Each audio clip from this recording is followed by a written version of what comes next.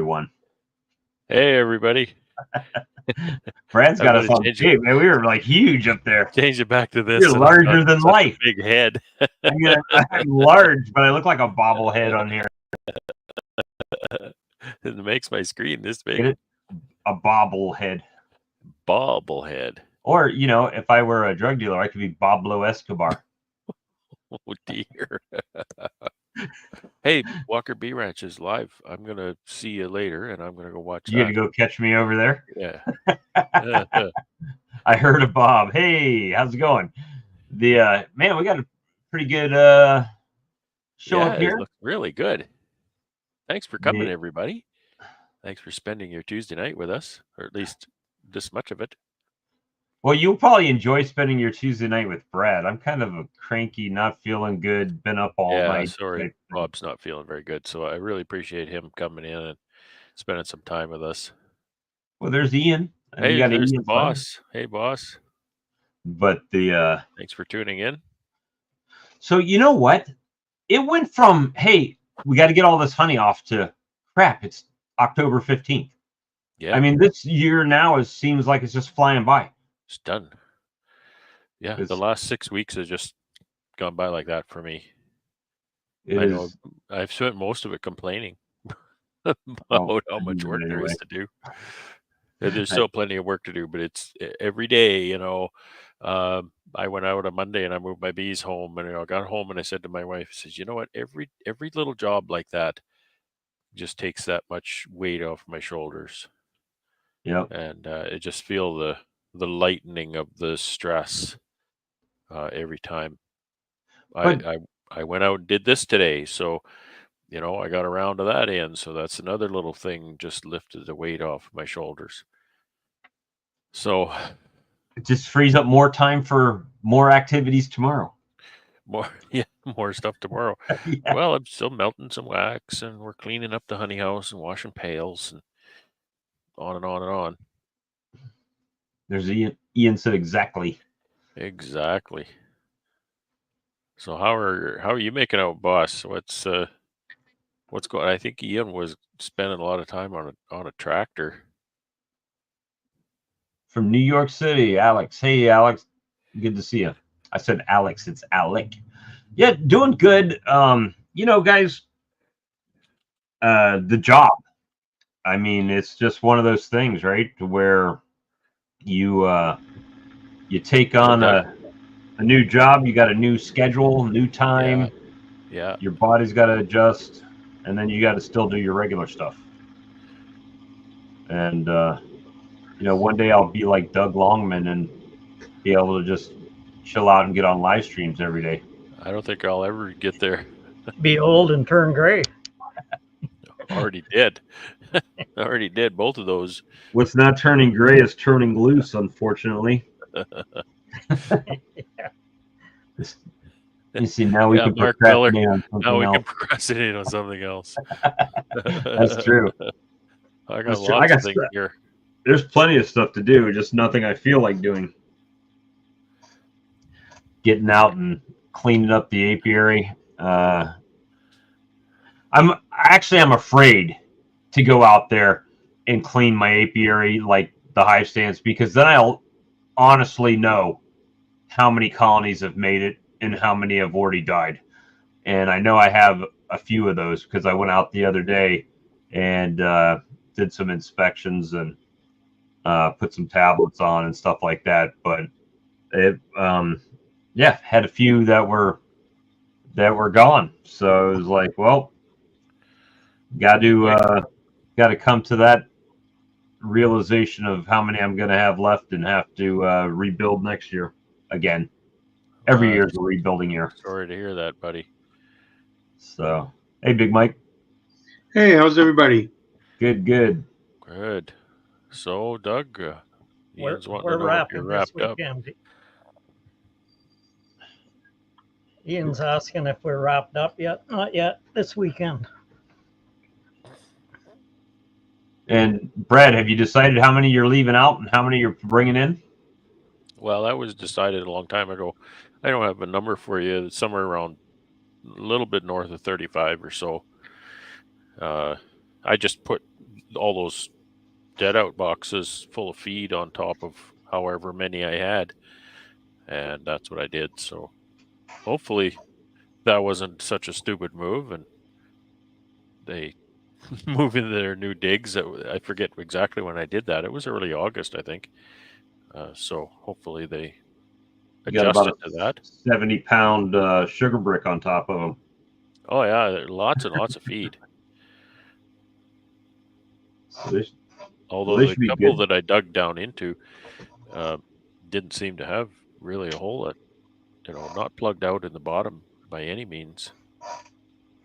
I can't remember running doubles. Do they plug out the bottom box as well when you feed them heavy? Yeah, they're usually full. Yeah, well, those aren't. They look pretty normal in the bottom box. Long as the top is full. They winter very well. Yeah. Well, we'll see. We'll see in the spring if they do or not. We're both hosting, Tom. We're on both channels tonight. Yeah. So, but my 10 Appy tablet only hives are in the doubles set, so they'll all be wintered outdoors as well. So we'll see. We'll see how. You should have put half of those in and half of them out. Well, I didn't want to do too many, so because now you can't tell if the winter killed them outside, or if winter's going to kill them inside too. But it's not comparing indoors outdoors. It's comparing Appy tablet to not Appy tablet only. So I'll have a certain number. My cat fell asleep on the back of the chair and fell off. I think she's okay. She didn't move for the longest time. I thought, yeah, you fell down. Sorry. Yeah, so we'll compare the two sets. She just went down like a little sack of potatoes.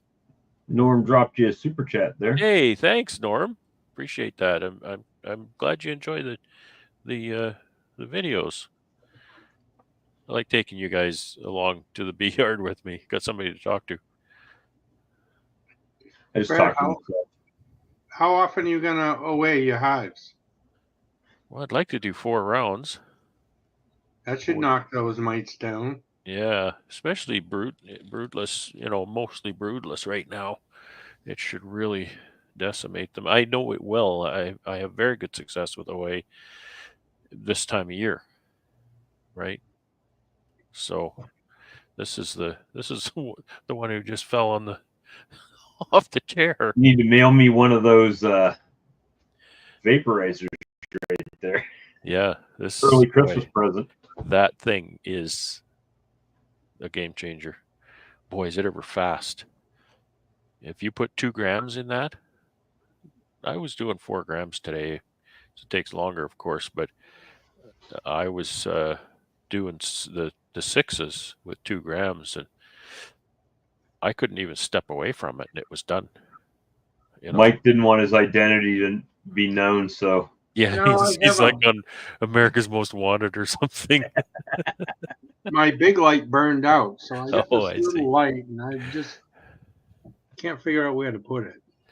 Does your setup change when you enter outdoors? Oh yeah, it changes. Do you add inner cover with top entrance? Yes.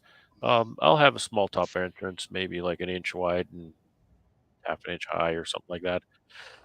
I'm going to detail that on my channel, what I'm going to do. I'm going to try to do pretty much what I did my first year. And I know it's not what a lot of people do, but I had 0 loss my first year, and they were all outdoors. So this is the recipe I'm going to stick with for now.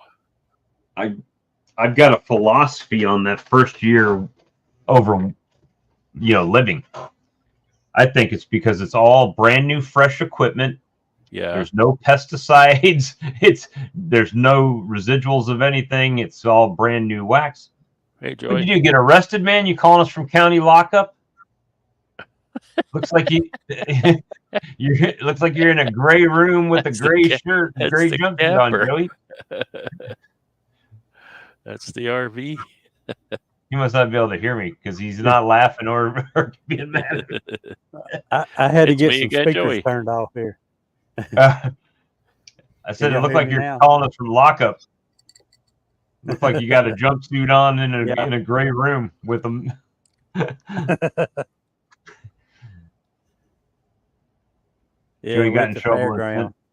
to the. Oh, you're at the fairgrounds? Yeah. Yeah, we got our got fair us going on packed right in here now. like sardines. You selling honey at the fairgrounds? Or are you just there going to the fair? No, I'm not selling any honey, just hanging around at the fair. I used to bring about 10 or 12 bottles and would donate it to the fair association, and they would give it away. They do drawings and everything, and they got where they one drawing where they do like multiple small gifts, and they used to do that all the time. And they would announce Raw's Apiaries when a new guy took over. They never announced who donated the honey, so I quit giving it to them. He just doesn't understand the process. No. I can't hear my name. I'm not going to give you my honey. Yeah. Well, that's what it's all about, right? That's what it's all about. Fred, did you have the link posted? I haven't put the link. So you sent links to everybody that's in here? I sent a few links to some people that I happen to have on chat. Let me put this in here. Because I'm gonna. Some of us must be special, then.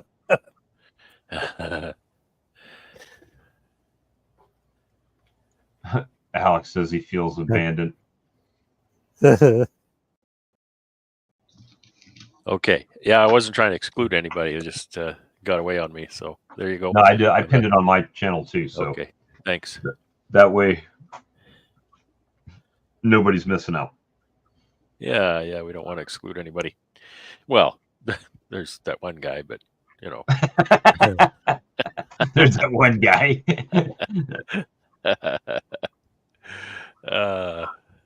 Yeah. So I don't know if I'm going to make a standalone video about this, but certainly vlog. You'll see this is a topic of the day for me. This little instant vap. Boy, oh boy, I've fallen in love with that thing in a big hurry. Now, what amp hour battery are you using with that? Well, I have a selection. I have a 9. I have 3 5s. I have a 3. I have a 2. I have a couple 1.5s. In other words, you're not running out of juice anytime. Well, it does take me a while to use those up, but I couldn't do all my bees just on that many batteries.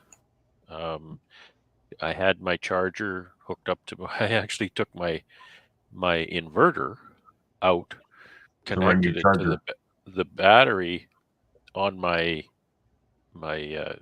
electric fence, and then plugged my battery charger into the inverter so I could charge my batteries. But that only works so well because I can drain those batteries a heck of a lot faster than I can charge them. Right.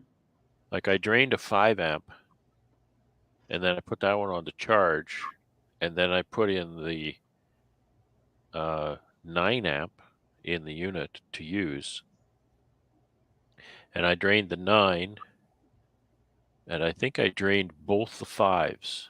Like I have 3 5s, so I drained before they could charge back up. Before the first 5 was charged.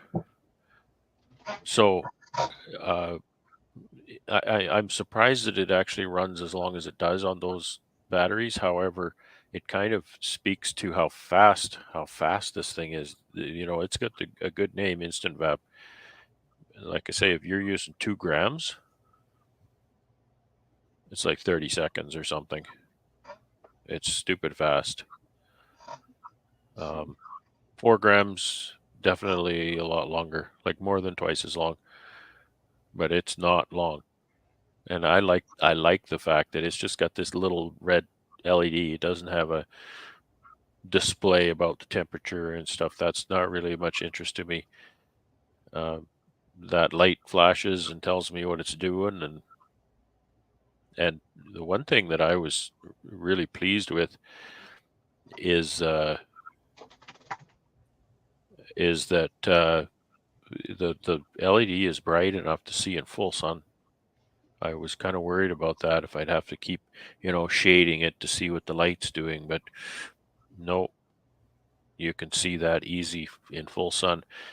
My only complaint about the light, and it's not really complaint, is it's kind of on the back here. Corey disappear? And sometimes I have to kind of walk around this way or that way to kind of see it. If the light were kind of on the top of the case here, it would be far easier to spot it at many different angles than have to kind of walk around it, because this handle part here can obscure it from the back. If you're viewing from this side, this handle here can obscure it from the top angle, so you might have to move here or there to see it. But if that LED was right here on the top of the case, it would be far easier to just kind of glance at the unit and see that light without having to actually walk over here or walk over there to see it. I mean, I don't have a lot of complaints about that unit. It's really a nice unit. The build quality is spectacular. Brad, do you have the silicone cup that goes around the tube? Yeah. Yeah, I didn't buy that. I made some out of some Roxal, and it works much better with that on. Do you mean the part that goes around the top? Yeah. Yeah. It goes right down to the top. It goes over the tube and sits down there. So what is that supposed to keep it warm or something? It keeps it warmer, so you actually get more uses out of each battery. Okay. Yeah. How many grams can you get in the magazine on it? 4. 4 load? The top measurement is 4. You can go past 4 a little bit on at least the ones I got. But. Yeah, I didn't really try. I was kind of aiming for 4, so I stopped there. We're doing 6 in our doubles. Is that right? Yeah, they burn through batteries, and that's my only concern. Like, these batteries only charge and discharge so many times. That is a big expense. These batteries are very expensive. But I think this unit is going to help me actually pick it up and go and treat my bees more often. That's the whole idea, right? It's like the Tesla.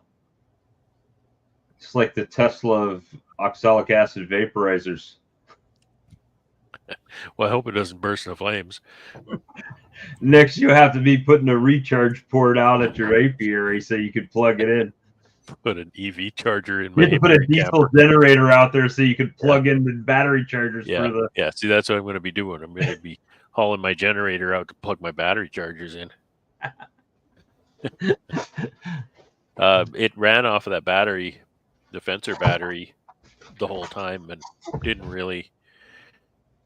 It lowered the voltage on that battery, maybe 1 volt, maybe 1.5 volts the whole time. And you're using the Milwaukee batteries? Milwaukee, yeah. Is there much vapor coming out after the light tells you done? Sometimes, but not usually. Not usually. I got it, Bob. I guess it kind of depends on how quick I am to grab it when the light stops flashing, but not a lot, if any. I just can't bring myself to buy another vaporizer because I spent $500 on my ProVap when I bought it. Well, you know what? And it works. So if my old ProVap didn't leak the way it does, and I don't complain about the ProVap, it lasted me for years. It paid for itself many times over. I have no complaints about it at all. But if it didn't leak, I'd still be using it. I'd still be using that. Hey, Corey, thanks for coming in. Hey guys, how's everybody tonight? We're making it. If it's going to affect those batteries at all, Brad. My son works in the potash mine, and they have lots of them catch fire with the salt in there with the batteries, eh? Yeah. Well, I wondered about that too. You know, I see the thing running there, and there's, especially the way I do it, I don't really close the entrance off. There's a lot of vapor come out. Yeah, I don't know. I don't know if it really will get into contact the contacts on the battery, but who knows?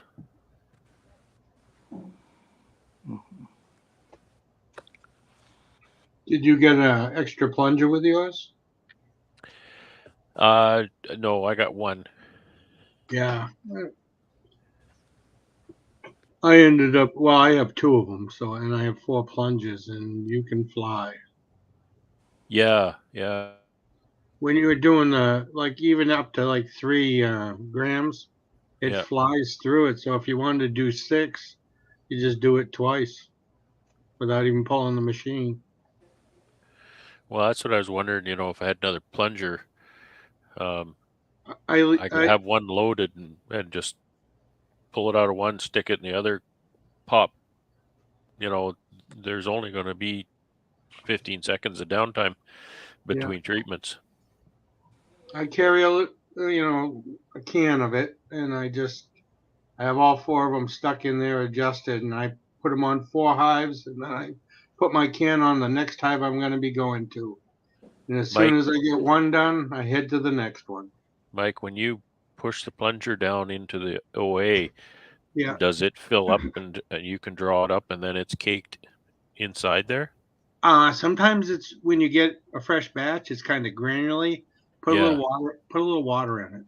Mist it with water, and one, like I just got a new big bag of it, and it wouldn't stay in there, and I put like a cap from a gallon jug in there, and then just put the cover on it, shook it. That's what I assumed, because I opened a new container and it wasn't staying in there at all. I just tipped it and pushed it in sideways and made sure there just was put a little bit of moisture in it, or like I say, that's all I was doing. So I assumed that it was because it was fresh and it was not, because I think it's like sugar; it just absorbs atmospheric moisture. So I think over time, if I use my older container, then it's probably going to cake in there better. Yeah, it's not an issue at all. On a humid day, just leave the cover off it. Yeah, exactly. Yeah. Because I saw people doing that. Just push it in and then it cakes in the plunger and comes right out. So that would be a little nicer. I didn't find it to really be an issue. Once I saw what was going on, it wasn't a problem at all. Like I say, I just tipped it sideways and pushed it in and then it's full, right? Not a problem. And they're easy. Hey, Big Mike. They're easy to adjust. How's it going? Mike Berry said tell you hello. Oh, Mike Berry? Yeah, he said tell you hello. You guys all going to the expo this year? Yeah. Well, I'll see you down there. The element on my ProVap 110 blew on me on my last yard yesterday. Go figure. No. How long did it last you, Corey? That one probably 2 years. But that's doing 250 colonies, basically 6-7 times throughout the year. So do the math, it'd be about 1,600 treatments. Well, if you want to drop over, I got a ProVap here. The bowl leaks, but the heater still works. Maybe we can make an arrangement. Yeah. Those band heaters not hard to find. Oh, they're not? No, they're not hard to find at all. They're used in extruder machines to heat the pipe or the tube where whatever you're extruding comes out through that. Okay. I think you can buy them on Amazon. Yeah, I think they're like $20, $30, $40 or something. I'll look it up because I always like having an extra one on hand just for these reasons. Yep. But see, now you got a good reason just to buy the cordless one. I had, you know what? I had a buddy. Maybe I did know that this existed, but I forgot. He's got the instant vap. He's got the big one, not the compact like this one. But it's runs off a car battery. It's got the alligator leads on it. So that would be a really good deal too. Well, little battery with a handle and just carry that around. And God, I think the extension cord would be easier to carry a battery. Well, it might. You know, and I saw your setup, Corey. You got a really nice setup there. It looks like a really nice little generator. But you know, if you're at the yard without power and you don't have a generator, you don't want to haul it around. My generator is huge, and you know, starting a generator often yours started really nice, but mine doesn't start nice. Yeah. So I picked that up on sale. I think it's actually a discontinued model, but they have another version of it. Yeah. It's only 2,500 watt generator. It's just a small little thing, and it's not tiny. That's size. Well, you can carry it with one hand if you have to. You know, like it's not a heavy thing like a big 5,000 watt or anything. Yeah, mine's a 6,500 watt generator. We're in my house. Yeah, but just a little portable. It's enough to run it definitely runs the 2 guns, no problem at all. Yeah.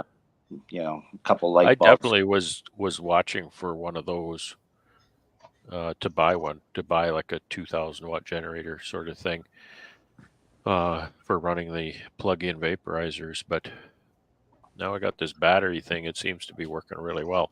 It's, you know, I guess you talk about the downsides, and you got to always look at the downsides of things. You talk about hauling a generator around, getting gas, maintenance there, cords, you know, downsides, because the upsides are these things just work, right? Barring a burnt out heater, which that happens. Yeah. But I mean, the downside, I guess the downsides of this instant vap is just changing the batteries out as I go. Right. Yeah. I didn't want to go with really big batteries. They're really expensive. And I thought, you know, if I went with I bought a couple of 5 amps. I had a 5 amp. I bought 2 more 5 amps. So I got 3 now. And I thought, well, I'll use up a 5 amp and then I'll stick it on the charger and then I'll use up another one. And, you know, it won't take as long to charge a 5 amp while I'm continuing to work. If I have a 12 amp, I have to use the 12 amp. Well, I don't have to, but I would use the whole 12 amp before I would charge it. And it takes a lot longer to charge a 12 than a 5. And I'm just thinking, well, I'll just get, you know, the smaller batteries and just cycle them a little bit more as I work. So I don't know if that makes any sense, but. Well, I just use the 9 amp that came with my air blower. And it does both apiary in one day if I have to. So how many colonies then, Alex? 30? Right now I have 32, I think. So about 30 colonies, 9 amp. How many grams? 4. 4. Yeah. See, with 4 grams, I was getting about 2 colonies an amp.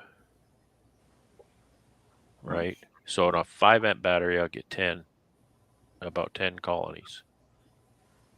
Does that make sense? 9 yeah. 9. So you're getting more than that though, Alex, aren't you? Because that would be 18 on a 9. Well, the way somebody explained it once in a video I saw, it's 10 amps to charge. 1 amp to charge it. Whoa, echo.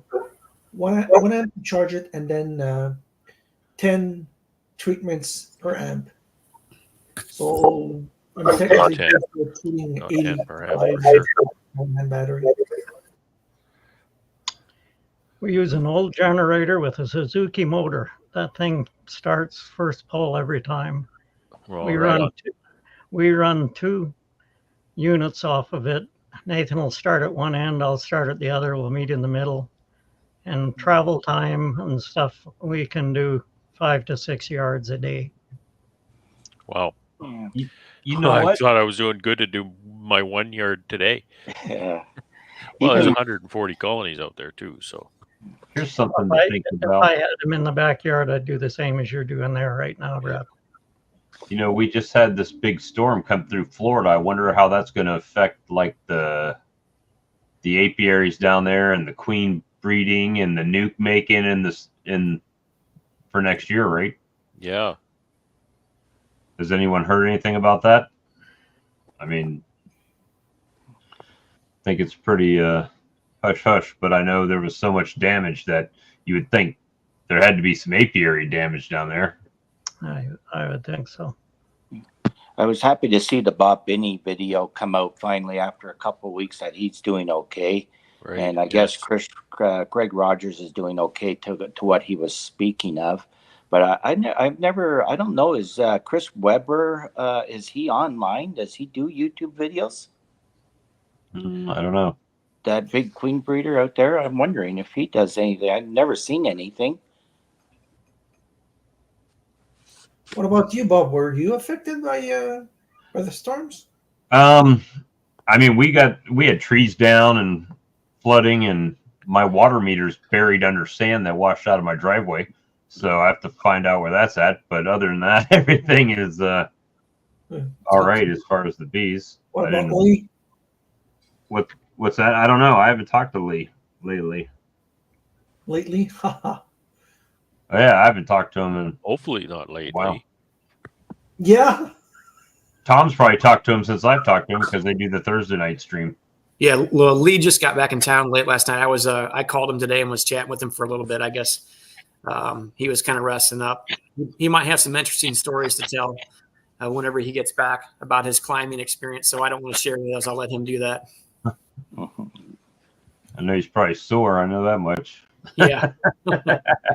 I think that's probably a safe bet.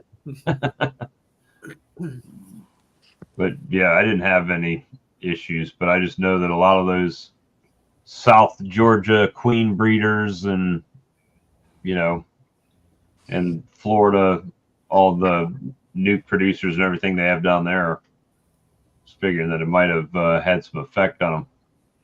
Oh, and by the way, I was in the U.S. for the first time in 19 years this Saturday. You went to the U.S. Where'd you go? Yeah, we went to a semi-precious gem mine. This is I don't remember the name of the mineral. I got some. It's an open mine, open to the public. One of my friends really likes minerals, so he invited me. So I had my passport rushed and road trip all the way to Maine and back in one day. To Maine? 14 hours. Yeah. Should have just kept on coming down. That was a bit far. Yeah, you're almost to South Carolina. Yeah, you're almost another 14 hours you'd been here. Yeah, should have swung by Texas. By Texas. Just made a trip of it. It was fun. You would have had... I didn't get lucky. Like some of the gems I found are really small. That's oh yeah. That's a blue tourmaline. It doesn't really show it because it's so freaking tiny. Do you polish gems or tumble them or anything? Oh, it's something I'd love to try, like gem faceting, but it makes such a mess, and I don't have a freaking workshop.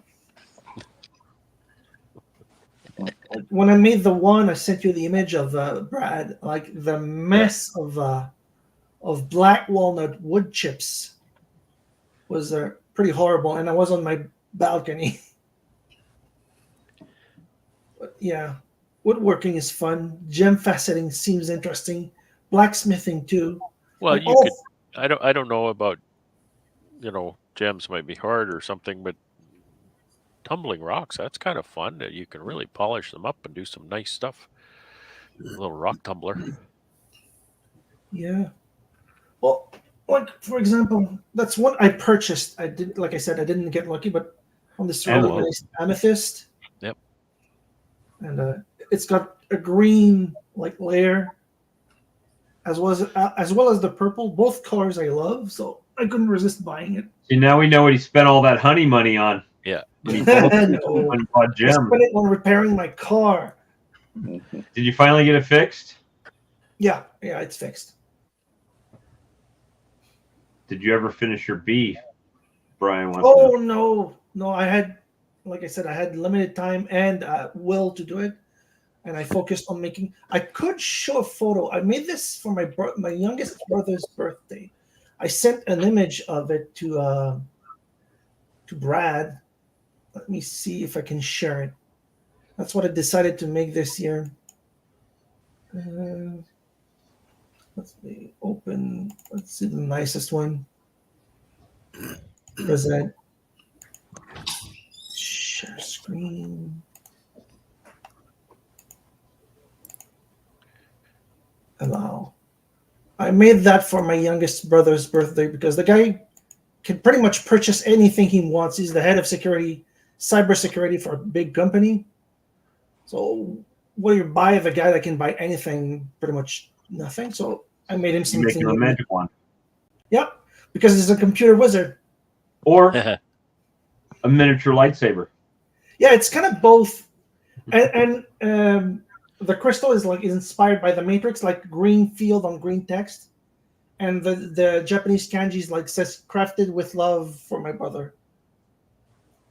At least that's what Google Translate says. Very cool. Yeah, it's one of my best work, I think. But yeah, unfortunately, I did not finish the bee. I only have limited time, and I got to work on my balcony. So if I had a workshop, I'd be able to work during winter, this kind of stuff. Other than that, well, not much honey sales. Like I said, I sold, you probably know, like the 10 buckets I sold. Corey, I did try to reach what they're called, Stanabay. Yeah. And they were offering $1.50 a pound, and they told me to come back for my buckets. So, yeah, I'd hang on to it a little bit longer. You know, you're not making any money on that. You know. No, the apiary that wasn't producing enough up north was like I got $4.23 a pound, and he might buy more. I don't. Oh, and for the first time this year, I have 3 kinds of honeys. Like there's the typical basswood, and I think the way it worked is once the queen got established in both deeps, I shook them down and put an excluder, so they eventually filled it with honey, and I think that was spring and early summer honey, because the taste is completely different than the last 3 supers that have a typical basswood taste, like slightly minty. So I separated everything, like the honey from the strawberries, the early spring honey, and the late the summer basswood honey. So I might be able to get something extra out of this, I hope.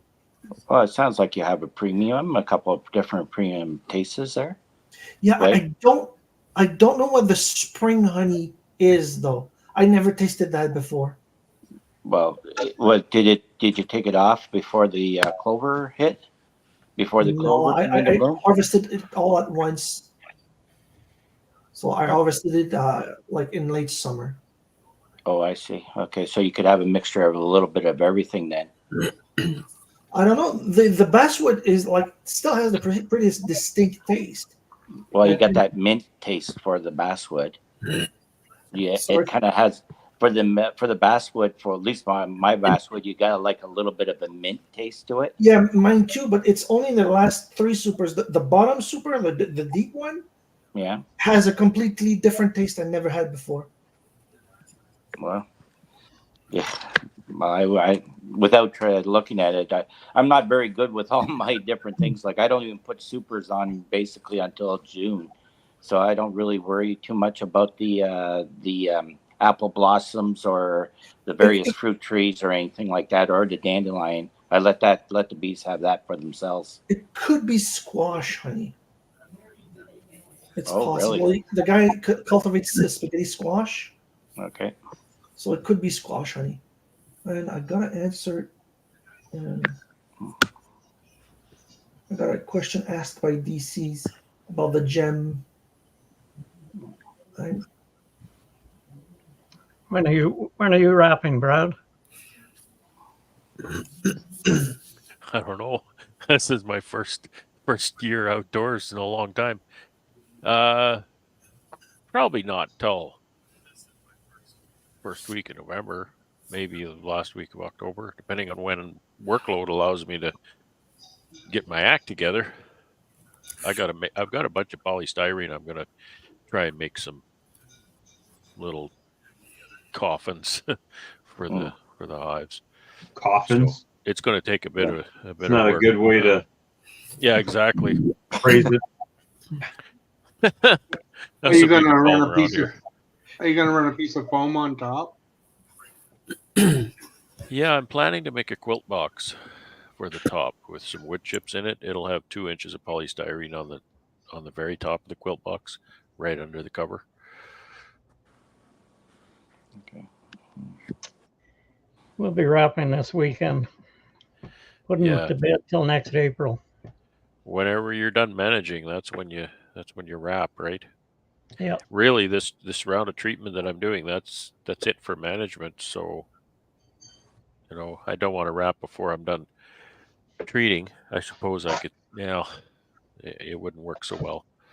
If I put polystyrene on these boxes, then I wouldn't be able to get my vaporizer kind of in the entrance very well. Well, my styrofoam yard, I made it so I can use vapor on them every month of the year if I need to. If you can get into them for snow. Yeah. Are you liking those styrofoam boxes still? Yeah, so far. Yeah. We got a lot of singles this year, so we'll see what they do too. Yeah, I'm still thinking about those. Just something to save me work. What's that, Corey? I got a bunch of bee cozies still in the box I've never ever used for the single. I kept them just in case whenever I take the bees out, I would throw the singles on like the smaller colonies, I would throw a bee cozy on. But sure. But because I have a staging yard right behind the house, pretty much what I've been doing instead is taking them all back. If it does get cold for 3 or 4 days, I bring them all back and I put them back in the shed. So I probably could get rid of those before the mice find their ways in, I suppose. Yeah. When I wintered outdoors last time, I used bee cozies as insulation. So I know that the hive doesn't need a crazy amount of insulation around it, right? No. A bee cozies only are 8. So I think polystyrene is 5 per inch, if I remember correctly. So if you had an 1.5 inches of polystyrene, you should have enough. 2 inches would be lots. Yeah, I think the windbreak is the most important thing of all. I agree, and get them covered in snow if you can. Like Doug was saying, lots of snow in the yard. That's what you want. Yeah. You get that much snow to get them covered up, Corey? Well, I got all mine on stands back at the time. So no, not really. I'll leave it pile up on top of the hives. Like whenever we get a storm, you'll see they're well insulated enough that you'd see 12 inches of snow sitting on the top. But because I'm 16 inches off the ground, it takes almost 2 feet of snow, before you're halfway up just to bury the bottom entrance, So you don't find that stand. I watch your videos and I think, boy, those are up a long way. You don't find that stand too high, eh? No, I don't, because if I am short on something, I should show you the video of it. Like that hive lifter that I got, I knocked out those safety pins there, so I actually made it a walk behind forklift, so I can basically go 12 feet in the air with that hive lifter that I got, which is similar to what you have. Dangerous as hell, but 12 feet. I don't recommend it. Let's put it that way. Not with 3 boxes anyway, but no. But no, I'll carry a stool in the truck. So if I am 4 or 5 high, supers high, I'll just stand on a stool, and I tend to hand bomb most of the boxes more so than I even use the hive lifter. I see. Because even my little stands are only, they're made with a 2x6 on edge, and I find that they're challenging for me with my hive lifter because, I don't want to lift too many boxes but I can't lift high enough to lift fewer boxes, so I end up lifting 3 deeps of honey off of there. Boy, that's a lot. Yeah. So what I did was I took off the front and I put in a middle struts, and I took the seatbelt part of it off. I removed it, and I got just cable, so I can go quite high with that hive lifter now. You need safety wheels on the back part of it so that it doesn't tilt over and land on your head. The only times I actually use the hive lifter is whenever I'm putting in bee escapes so that I can lift 4 or 5 boxes, the 4 boxes at a time, slip in the escape and go from there. Yeah. Any other time, I'm pretty much hand bombing them for now. So the hive lifter that you have, you said it's a lot like mine. It is exactly like yours, except for I modified it with a middle strut. Yeah, before modification. Yeah. You find your lift arms to be a bit of a pain? I did it first because those little handles, those knobs always came loose on me too. Yeah. So I just drilled holes and I put pins in instead now. Yeah, and it stays good now. Mine tend to, because of the material, they tend to bend a lot, and the way the lift flappers are, they're flat, and they tend to they'll slip out like that out of the handles. No, mine only did that if I hit the boxes, the hives unevenly. If I'm a little bit on an angle, well, then I'll have a little bit of trouble with those flappers. But I usually just I carry a little 16 by 24 piece of plywood, and I use that. I'll base it on, I put the bottom of the hive lifter. So unevenly sideways, you mean? Yeah. So I'll just Brad, straighten it out. Yeah, Joey. Somebody's over there chatting using my name and my picture, and it's not me. Hey, Joey, it's actually me. I don't know why when I'm commenting, I'll stop doing it because I don't know what the hell I'm doing here, honestly. That's okay. Trouble, Tom. Whenever that's fine, then. If it's you, that's good. No, I don't want to comment because I just was howling at Melissa to come up here. I'm like, what's going on here? When I comment from my laptop and I'm logged in through Brad's channel, but because so many people are like piggybacking it, for some reason, when I look at the bottom where I post a comment, it says comments will be posted to multiple channels. So when I just realized that 2 of the comments I made to Brian, one of them shows up under your name, and I'm like, what the heck is going on? So I was howling at Melissa. She doesn't want to get on the camera because she's a mess right now and still working downstairs. So a lot of times when you're doing it in the chat box on the StreamYard, like I believe if I type hello, it'll look like Brad sent it, I think. Yeah, see, it says that B-man said hello, and then and then it says Walker Bayride says hello. Oh, that's weird. I can see that now. Is it because you're a moderator for Brad, or sometimes?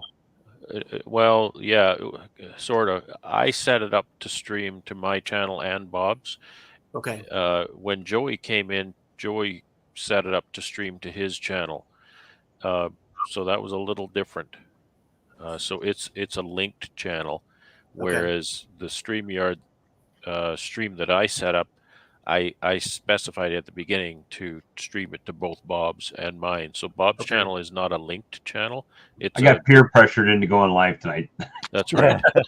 Hey, we're streaming on your channel, so you better be here. I'm streaming on your channel, man. You could show up or not. Well, Joey, you had made me a moderator for your channel. Is that right? Or for your StreamYard chat or something like that? Okay. Yeah. I don't know half of what that means, if I'm just being really honest with you. Okay.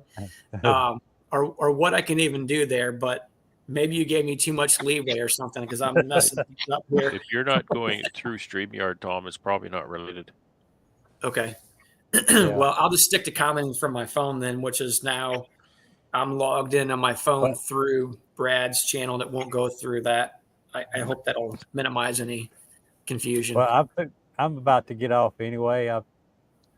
It's kind of noisy with people coming in and out here. Well, but, I'll say that we're not getting any background noise, so that's nice, Joey. Okay, I got the mic on here. Yeah, we're not hearing anything. Yeah, I had to come on. I had to come on the laptop, Tom, because whenever I logged in on the computer earlier, there was a lot of backbeat. So I just came on there. But unfortunately, on the laptop, I can't participate in the comments. Oh, I see. I don't see the comments or anything, so I can't participate. You'll leave a link up there, and anybody will click it. The hardest working man in the world just come in. Hey, boss. Canadians are taking over. I thought I'd square out the conversation here. We're full. Yeah, we need a night here. I'm glad you did. My OCD was triggering with that one open space. You just wait till the 10th person comes in, and it's going to mess everything up. Well, God, I don't think I've ever seen you. I don't think I ever seen you, Ian, without your hat on and not wearing a suit and tie at the same time. Charlie's going to mess up your key, Tom. Oh, God. Somebody else log on here. It's messing up my mojo. No, we're maxed out now. Hey, Charlie. Hey, Charlie. Uh-oh. Charlie. So you got off the tractor, Ian? Who left? They let you off the tractor? I just got back, and the house is empty. So I have my fire going. I'm all by myself. Feels kind of nice. It's quiet. Awesome. Look at that. Good signal. Nobody's streaming Netflix. Yeah. No kidding. Eh? No video games in the background. No excuse to drop off, right? All that's missing is the sound of silence in the background. Yeah, just a crackle of fire. That's funny. I guess we'll see those videos start coming up pretty soon. The fireplace. Yeah. I videoed one this morning, actually. -7 last night here, so wow. Yeah, pretty cold. Yeah. Wish I had a fire here. Pretty cold. Well, I could have a fire, but it wouldn't be the same thing because I don't have a fireplace. We just started our 30 to 40 degree temperature swings. 40s in the night, 80s during the day, high 70s. So it's been pretty cool. It's been pretty complain. Cool. I was in a tractor all day, so I had heat. Carrie's out. She's in the bee yard. She's the one holding down the fort. I'm in the field. Carrie's in the bee yards, and she's picking pails off. And she actually got warm enough. She dug down into 2 yards to pull a strip. So she went through 80 colonies on that. So she had a pretty good day, actually. Wow. But it was cold. Yeah. It was beautiful here. I worked at my OA all day, and what a gorgeous day. Good day for that. Perfect day. Yeah. Almost cold no flight. wind here. And a little breeze, but not bad. Just enough breeze to kind of keep the vapor going in one direction, you know. Oh, nice. Perfect. Yeah, it was just perfect. Couldn't have been better. Yeah. Good harvest weather. The combines are going, and I'm in the field, and we're getting lots done. Cattle are coming back. It's quite busy around here. It's 71 here. I'm gonna have to build a fire. Build a fire. It's room temperature. It's room temperature. I had to put a hoodie on today. My house isn't that warm. We're supposed to actually get back up to the 70s again, or 21 degrees, 22 degrees Celsius early next week. So in a few days there, we're sort of start climbing again.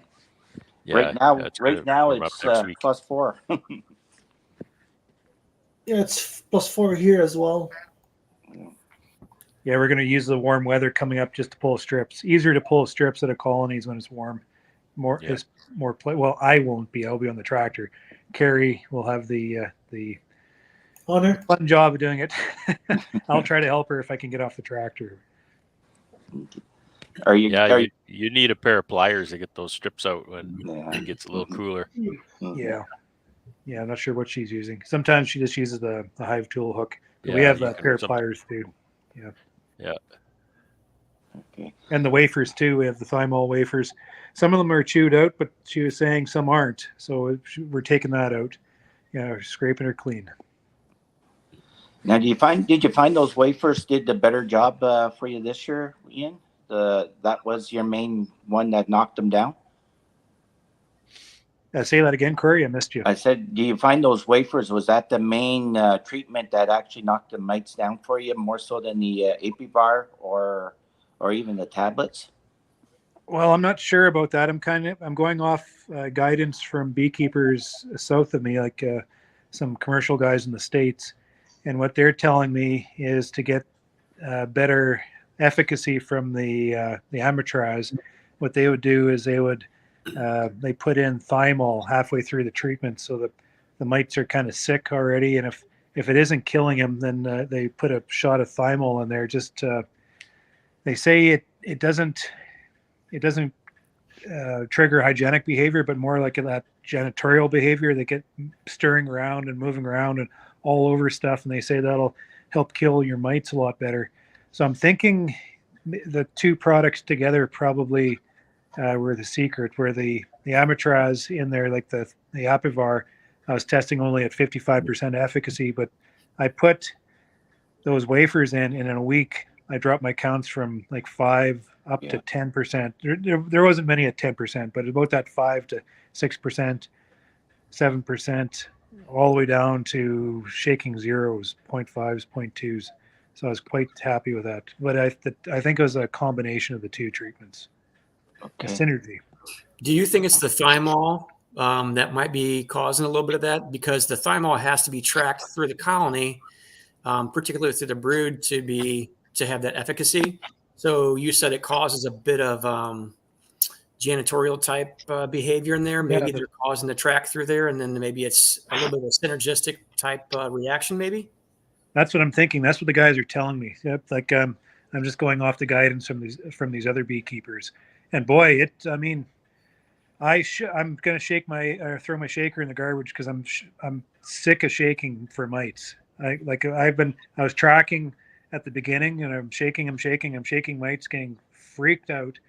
So I knew what my counts were all the way across. And then on the back end after the treatment, I'm shaking. Every time we get a chance we're shaking zeros. It's almost like, we're doing something wrong. There's no mites in there all of a sudden.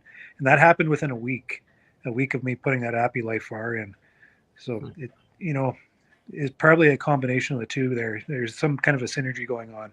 Actually, Brad, Bob Binney's coming up to our convention. He's going to be talking about that, the synergies of treatments like that. Oh, yeah, good. The good and the bad. It's quite an interesting presentation. That's kind of where that was in the back of my mind. And this commercial beekeeper contacted me. He says, "Hey, your Apiary is not working very well. Put some thymol in there. See how that works." And I did the math, just some very simple math. And if I have 1,500 colonies, and let's say roughly 15,000 bees per colony, and I had a 5% mite load, so that's about 1.2 million mites that I dropped in a week with that thymol going in afterwards. That's crazy, eh? Wow. That's success. Hey, question that's for not you. Crazy. That's success. Dead mite is a good thing. I've had a couple of people, unrelated people, suggest something to me recently after watching my video. They said, if you hate washing mites so bad, why don't you use your vaporizer and a sticky board? So the and you don't have to do a whole round of OA on your whole apiary, but you can do however many colonies you want to, sample, blast them with OA, put a sticky board in there and watch the drop, and that'll give you a count of some kind. I've never done that, and I know you use sticky boards. Have you kind of used it I know you do sticky boards and washes. So Yeah. tell me about your method there. Yeah, I use the stickies basically to verify what I'm seeing in my washes. Not to count the infestation within the colony, but just to count the drop that the treatment's dropping for me. So when I was putting the Apivar in there, I wasn't getting a whole lot. And so I wanted to see if putting thymol worked. I actually used it on the Appy tablet too. And I put the sticky under, not a lot, just, very random all the way through. I'd get my wash. So I'd do my calculation, how many mites I thought were in that colony. And then I put my sticky under, put the treatment, that thymol treatment in. And then I'd count my mites throughout that first week. I only had drop within the week. And my mite drop was pretty much what my wash was telling me was in there. So it's just more of a verification of, is my wash accurate, and is the drop, am I seeing that drop? So kind of more information is better, right? Yeah, yeah. I'm kind of well, saying thinking that might help me. I don't like killing bees, and I just hate the whole thing. It's just something about it. There's something about, if I can have somebody do it for me, I'm totally okay with that. But it's just something about doing that whole process that I absolutely hate doing. But the wash is important because it tells you kind of your baseline where you are. Considering how much brood you have, like, was I talking to you, Bob, or was I talking to you, Brad, about this? That we need to do some kind of a calculation on the brood within the nest. Well, that's what I suggested, that we should be able to have some kind of a multiplier to take. You have this, this percentage of mite infestation on the bees, and then you can count how much brood you have, and there should be a multiplier to then tell, what's really in there, and then you can then calculate perhaps over time, depending on the season. And I think Randy has a lot of these things online with his mite calculator. You should be able to tell where your mite numbers are going to go, because I don't think what I saw was really that unusual, because the sealed brood level was dropping pretty fast. So that was just introducing a whole new supply of mites into the cluster. And not only that, but the cluster is shrinking too, right? The number of live bees in that hive is shrinking, and the sealed brood is shrinking. So that's bringing that percentage of on bees up by 2 factors, right? So the fact that all of my washes increased by a certain margin, I don't think is that alarming, to be honest, because it wasn't increasing by orders of magnitude. It was increasing by a couple of points. Yeah, you kept your counts down, but with your treatments is exactly what you did. Yeah. I was I was kind of looking for some zeros or something, but I don't think that's realistic in that situation this time of year. But this OA, I have 100% confidence in OA this time of year. I've used it for years and years and years, and I've always had excellent knockdown. That stuff will eradicate the mites out of that hive when it's properly done.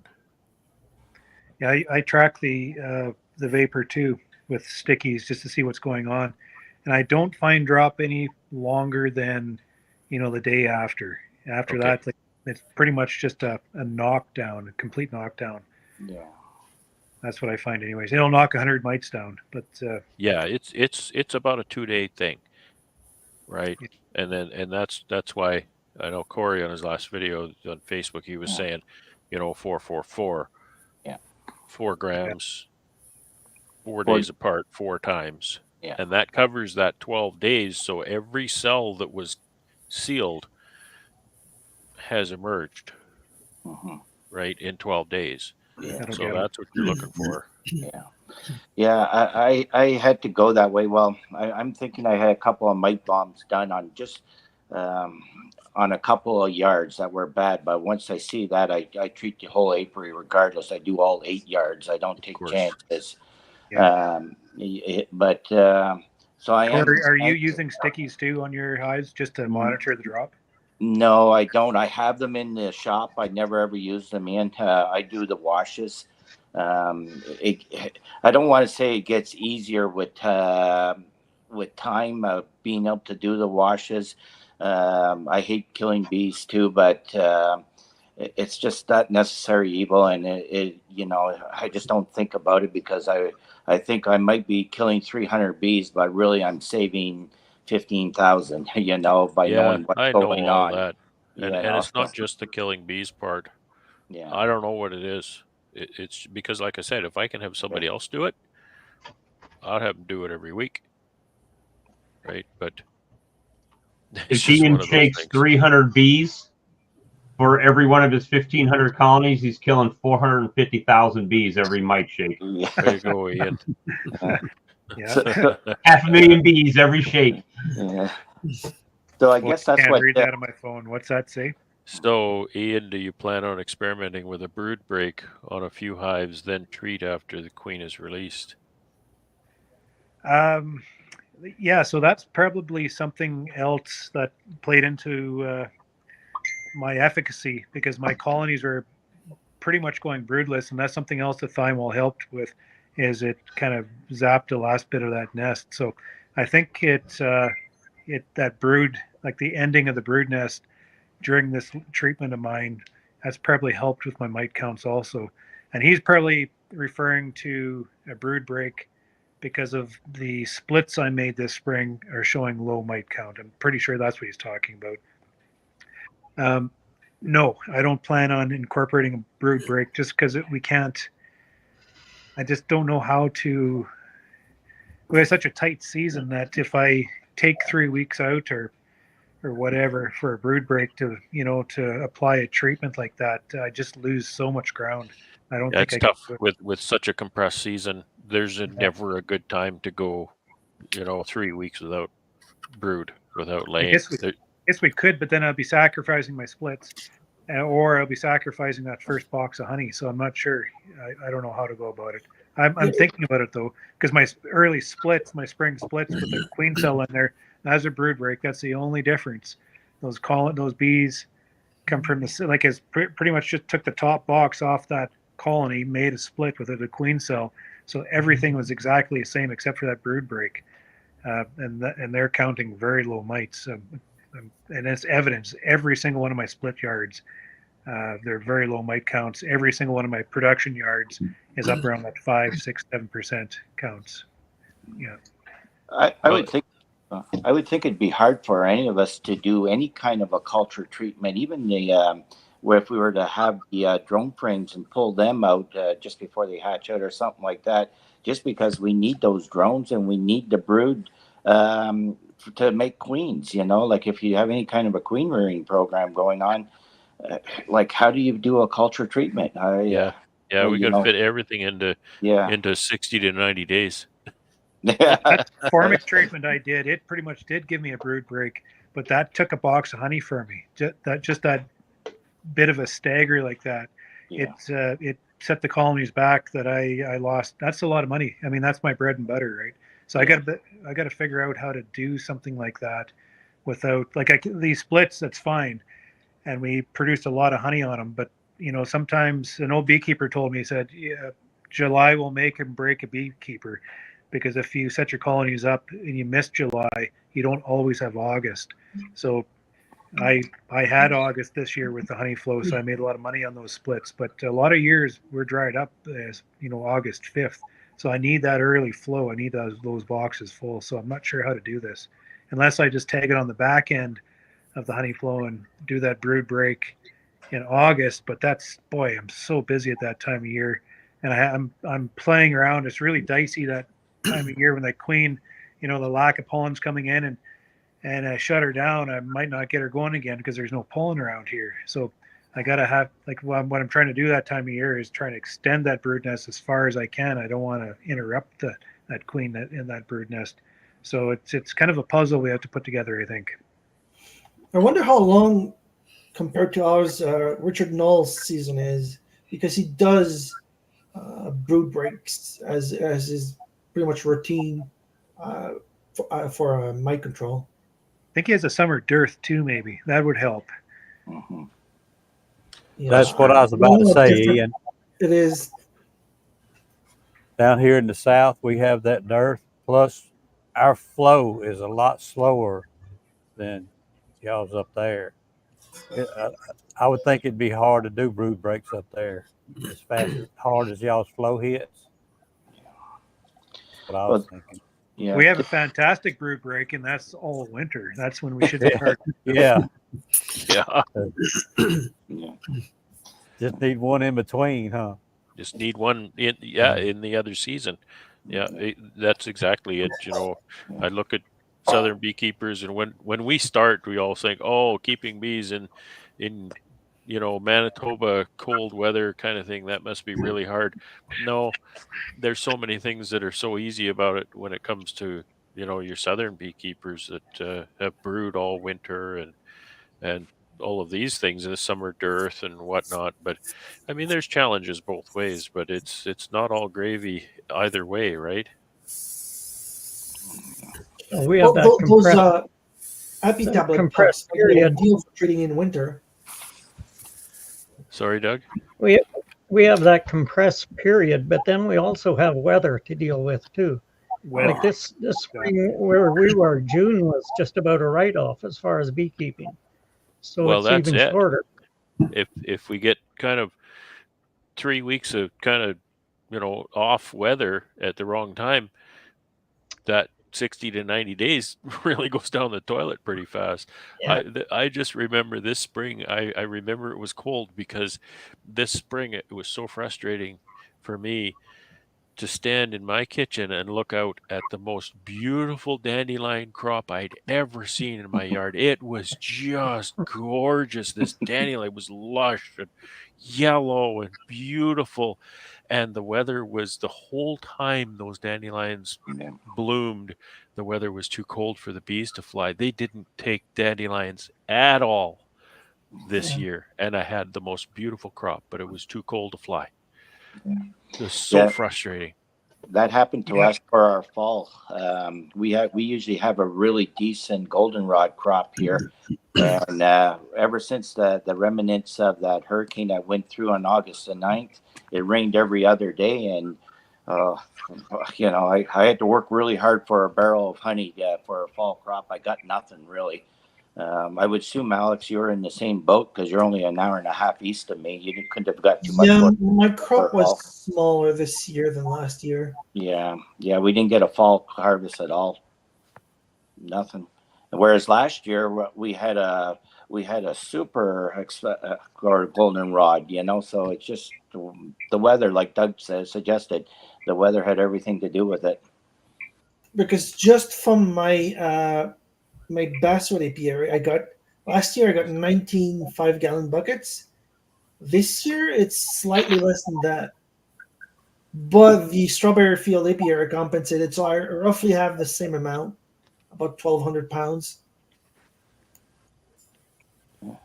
Yeah, the spring I'm very frustrated, like Brad was saying, on the fact of mating queens. We had how many queens Carrie had out there, like 500 or whatever, to mate through all that weather, and I was pessimistic, so I had her rear a whole bunch of new cells just to fix up all these failures I figured we were going to fall into.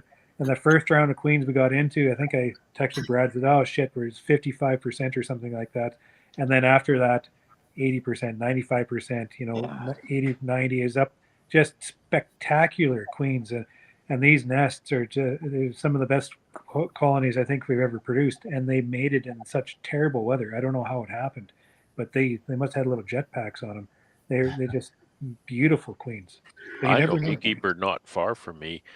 He's probably knows more about bees than anybody I've ever met, and he grafts in late April here, and I think his grafting take must be 1%, and his mating success must be 5% or something. But what he's doing is he's getting those cold weather drones and whatnot, right? He's year after year, he's getting those cold weather drones and queens and whatnot.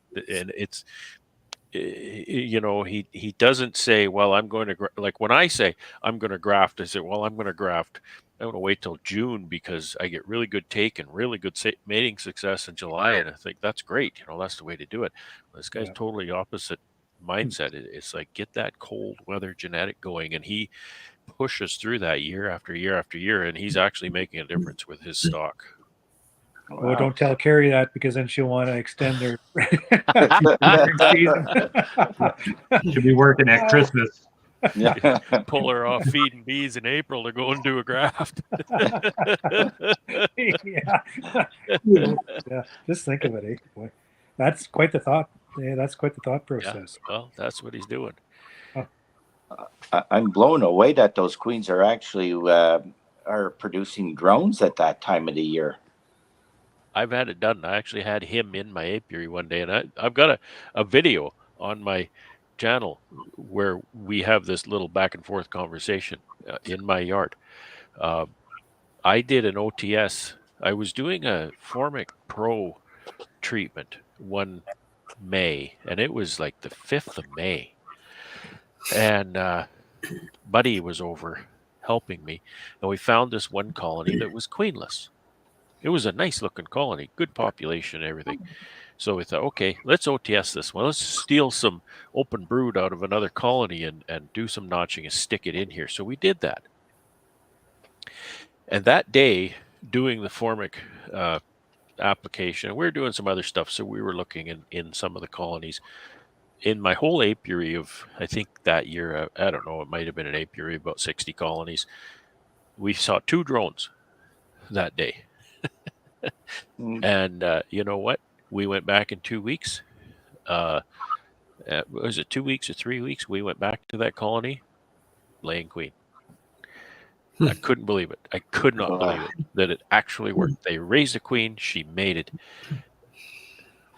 Brad, y'all talking about drones. It just reminded me, it just hit me today.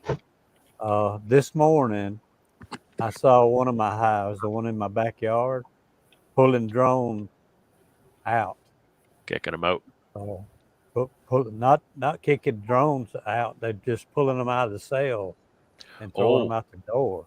Pupa. And that was this morning. We've been having a flow going, but this morning they were pulling those out of the cells, just throwing them out the front door. No. I went into a colony. Season? Probably so, because I went into a colony today. We've been had a flow going, and before I got it closed up, I almost had robins started, and I had to shut that little colony totally up to keep them from robbing. And they was trying to go around to every hive. You could see them fighting each other in the whole yard. It shut down just like overnight. Wow. When y'all got to talking about drones, it reminded me of that, and it just clicked. When I saw them pulling those drones out, it just clicked with me. That flow quit, and they pulled those drones out that quick. Wow. I don't know if I've ever noticed that. Pulling drones out, pulling pupa They sure out. did. You'll probably see that starting this week, Brad, if you're giving 4 grams 4 days apart for 4 times. Because I see that. I see that in mine right now. It's like I think it was what Ian was suggesting, the hygienic behavior. They're cleaning them out right now. I'll see the pupa out on the front doorstep now too. What is the earliest that you northern fellas generally see drones walking on the comb? Early, mid-May. Yeah, May here. Early. Early May. I'll see them first, second week in May. Actually walking on the comb. Yeah. It depends on if I feed them pollen patties or not, you know. In this not a great number. By feeding them, I'll see them early. You know. My Basswood apiary is right next to greenhouses where the farmer also raises flowers, decorative flowers, and it's a source of pollen for that apiary. So I see drones much earlier there than the strawberry field apiary, because the flower starts popping at like end of like March almost. So it's very much a function of pollen supply, is what you're thinking, Alex. At least it looks like that. I could be wrong. Yeah. Makes sense to me. because drones, I always feel, and that's why I call it my story frame, because I feel that drones, the production and the presence of drone brood really tells a little report card on how that colony is doing, what they're thinking. Like if they think they've got it really going on and they've got what they need and they've got excess, pollen, nectar, whatever it is, strength, population, nutrition, then they're going to raise drones. Weak colonies don't raise drones, thankfully, right? That's kind of how nature works. If you're not the strongest, then you don't procreate. So, I guess pollen, it definitely factors in there. I would think so too, because like here, like we seem to be able to get a couple-week jump on you guys in the springtime. I'll have my bees out of the winter shed, but usually by the 20th of March, often enough, and that's whenever our maples and stuff are starting to come into bloom. So I think the natural surroundings, they're starting to get in. Like I'll feed them to dry pollen in the feeders, as well, but once the natural stuff comes in, they just leave that other stuff alone. And away we go. That's whenever I'll start seeing the nests really start to take off. I wonder if they count the feed, because we do feed them in the spring. I don't feed mine a lot in the spring. I probably don't feed them as much as Ian feeds even. But I wonder if it's mostly pollen is what instigates them to raise drones rather than, because there's no nectar flow. There's no nectar flow here until dandelions. And they're raising drones a long time before dandelions. So it's not nectar flow that makes them do it. But they're definitely getting pollen. They get pollen, mid-April kind of thing. We have a lot of poplar, and you'll hear they're just alive with bees when they're at their catkins. Yeah, poplar and willows here. I think there's quite a few other trees that they get the pollen off of in April. Ever had willow honey? Willow honey? Yeah. Nope. I guess it's too early to eat it all. Yeah, I mean, I don't even harvest any dandelion honey. They eat it all, which is fine. I'd rather them eat that than feed them. I don't know. I always thought it was my understanding that whenever the drones start coming is whenever the nests are starting to get filled up, where they're getting to a point where they're really starting to think of swarming. Isn't that usually whenever the drones come into play? Well, yeah. I hear this comment that, I see drones I see drone brood in my hive, so my bees are going to swarm. No, drones don't cause your bees to swarm. Just like queen cells don't cause your bees to swarm, right? Yeah. Bees who want to swarm are going to make queen cells, right? It's not a cause and effect thing here. It's a process. And I think the things that will lead to a colony swarming are the same things that will lead to a colony producing a lot of drones, right? That's kind of my take on it. It's not a cause and effect. It's not, there's drones present, therefore it's going to cause swarming. It's the things that cause swarming also cause, Yeah. It's just a warning shot to get ready. It's an indication of what's going on. And that's what I say, that if you see a colony laying up drones, the colony's doing good. Like because drones are an expense to a colony. They're, they take a lot of energy. They take a lot out of a colony. So you've got to have excess. You've got to be feeling good about the future. You've got to know that you've got your place well set. And so that's just part of that process. Ian, did you get to try out UBO this year?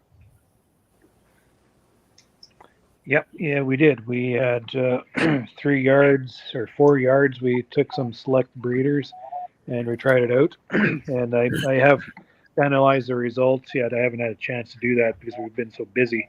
But it worked. We did identify some higher test colonies, and we kind of verified that to some of the VSH queens we had brought up. So the UBO seemed to identify the VSH a little bit more. My own stock, hardly any. What do you call it? Any. It hardly showed any effectiveness.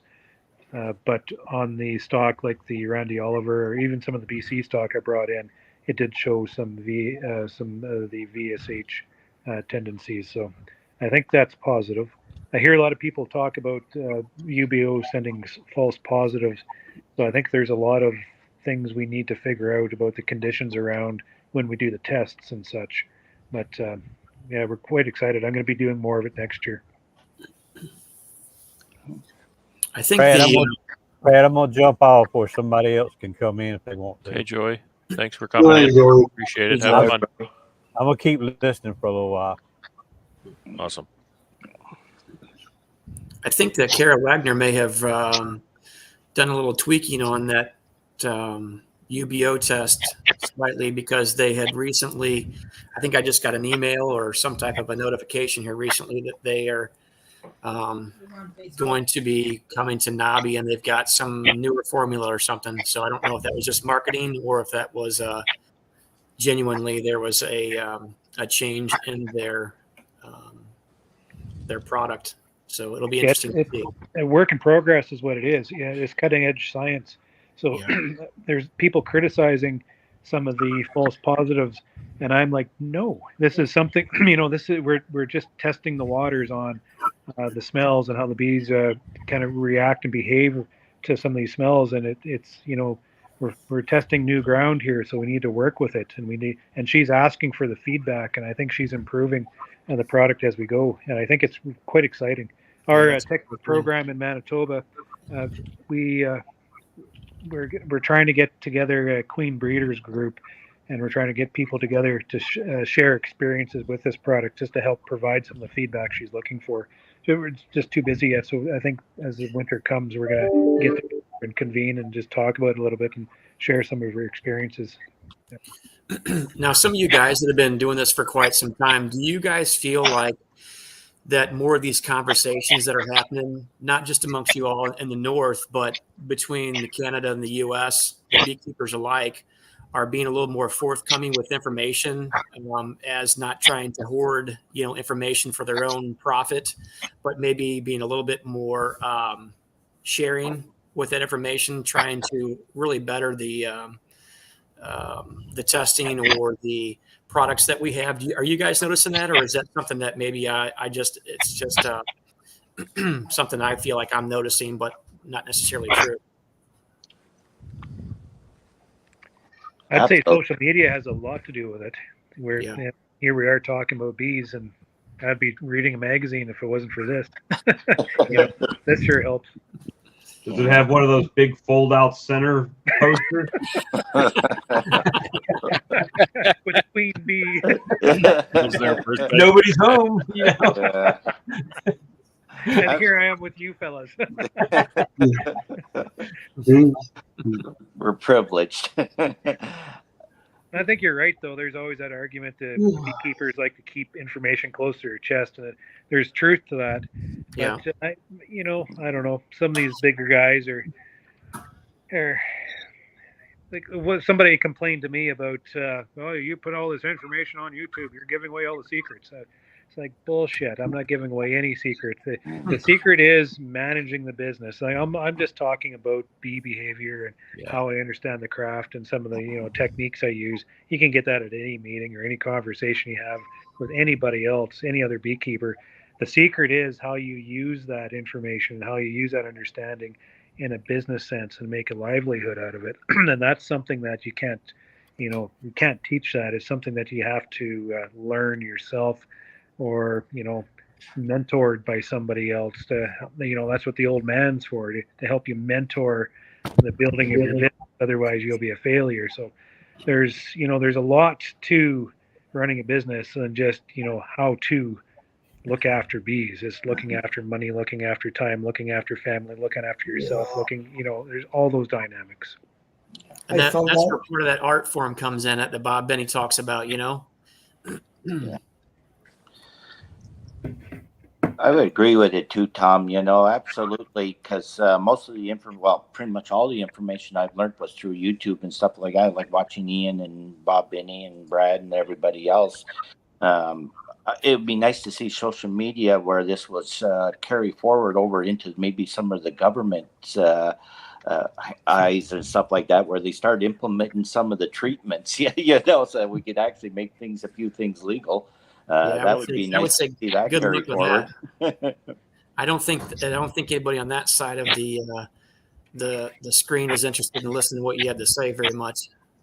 That may be a little bit pessimistic, but you know, unfortunately. Yeah, that's something I found out real quick. Taking care of the bees is much, much easier than selling honey. Oh, I beg to differ. I'd have to turn that around. Oh, dude, I could sell twice as much honey if I could just keep my dang bees alive and manage all the harvest and all that kind of stuff. That is not an issue.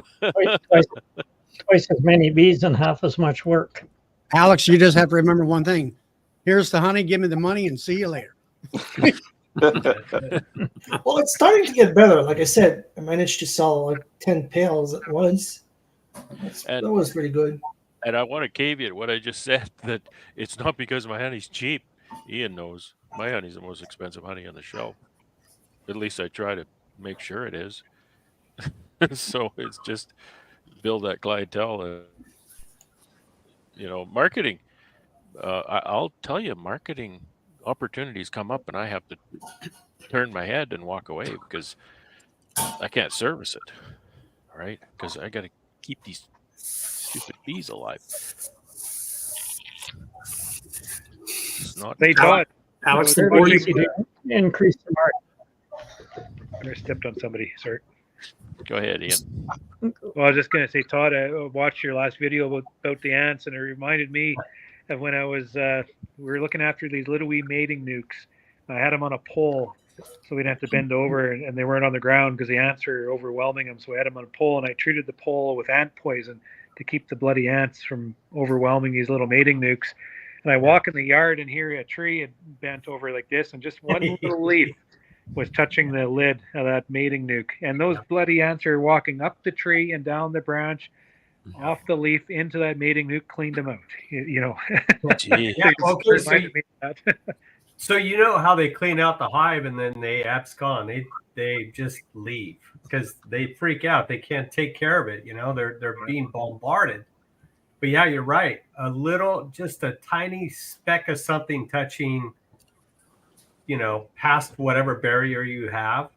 For me, my problem is under my pallets, I have black widows and they have that webbing going, but you know, the breeze blows debris and leaves and twigs underneath. And so eventually the webs start, you know, bowing down. And then all it takes is a little twig to land right, you know, just right on it. And they use that as a ladder. And I've lost, I think this year was like 24 hives from ants. They're all abscons. The bedding boards were clean, pristine. They left. They left brood in the comb, everything. They just gone.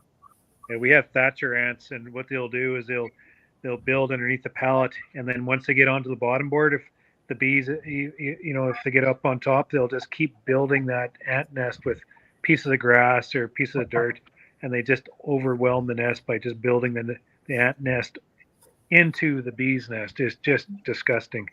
Yeah. So I take ant poison I buy from Canadian Tire. What the heck is it? I forget what it is. There's a spray, and I spray underneath my pallets, and that seems to work pretty well for me. I got to be careful because I killed a yard over treating with ant poison one time, but if I can get underneath just properly, that seems to keep them at bay. Yeah. See, my whole issue is I'm on an organic farm, so I can't use anything. But I did get permission to use these little I call them oil traps. They probably hold maybe a quarter cup of oil would be too much, but it's just a moat around a center post, and it's made of plastic, and inside that post is it's like a 3/4 inch or 1 inch dowel piece. And so it holds a lot of weight. So those are what's on the corner of my pallets. But as long as I keep those things, with oil in them and keep debris away from them, then I'm good to go. Yeah. Yeah.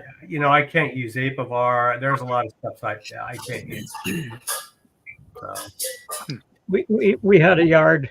It was really nice, sheltered. The guy wanted us to put bees there. He had sandpoint, and he wanted more bees to help pollinate the sandpoint. But the bush surrounding, there was all kinds of dead trees and stuff, and just full of ants.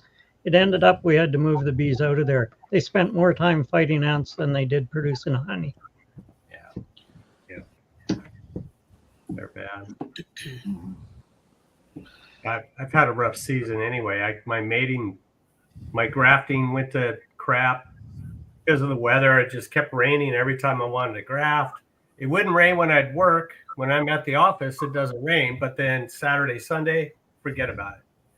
So, it was pretty difficult for me to do that. So I've got problems. I'm like what Charlie ran into about failing queens. I've been hit over the head with the failing queen stick this year.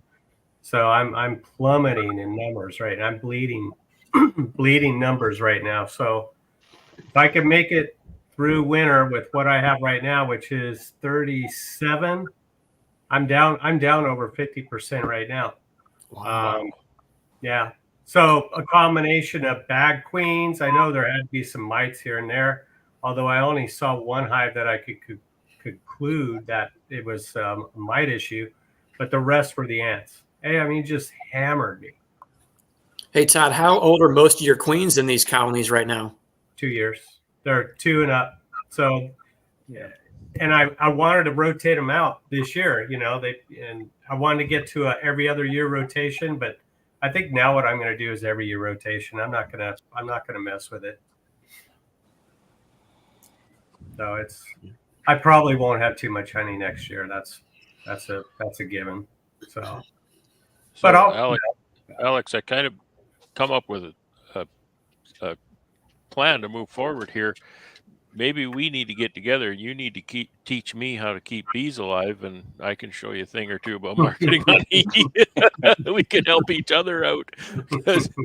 Yeah, but moving to Manitoba would be a bit of a hassle. Well, yeah, that's the thing. I'd have to sell all my bees, pack all my stuff. Oh boy. Brad's got a trailer out there you can live in. Yeah, live in right in the edge of the yard there. Yeah, in the dead of winter in the trailer. That would be fun. Yeah. We'll just build a fire. Yeah. Keep you going to keep that thing warm. Okay. Hey, Corey, I was going to ask you, how do you like the wax spinner you bought? Mixed results right now. It took me a while to understand how to use it. Like the first time I tried it, I had it cranked right up thinking that I needed to run it full blast to get all the honey out of it. Okay. Well, geez, I blew all the wax right through the screen too, so it all ended up in the tank anyway. But after I slowed it down, it worked out pretty good. Is there much difference between it and, let's say, if I would have just stayed with my with the wax press itself? But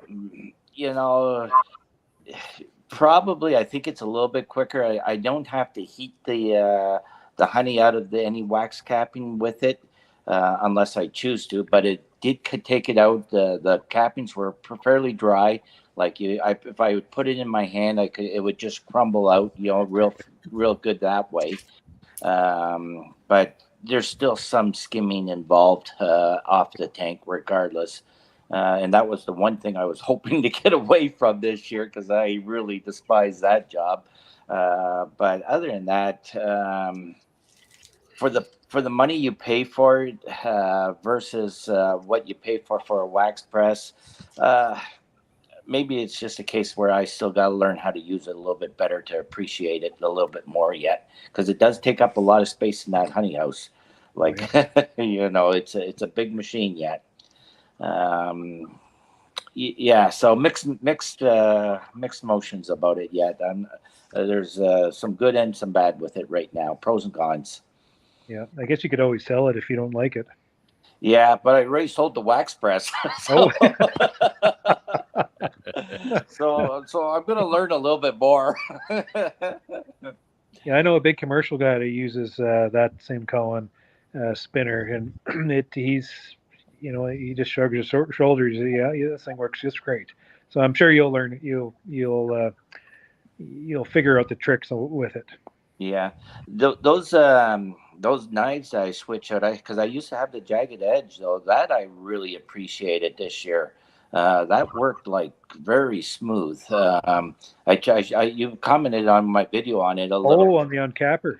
On the uncapper, like those cheese grater knives, that worked well. I was quite pleasantly surprised, and I'm wondering if that actually played a role with the spinner, because the cappings are so small that it would actually go through the screening more so than what the jagged edge one.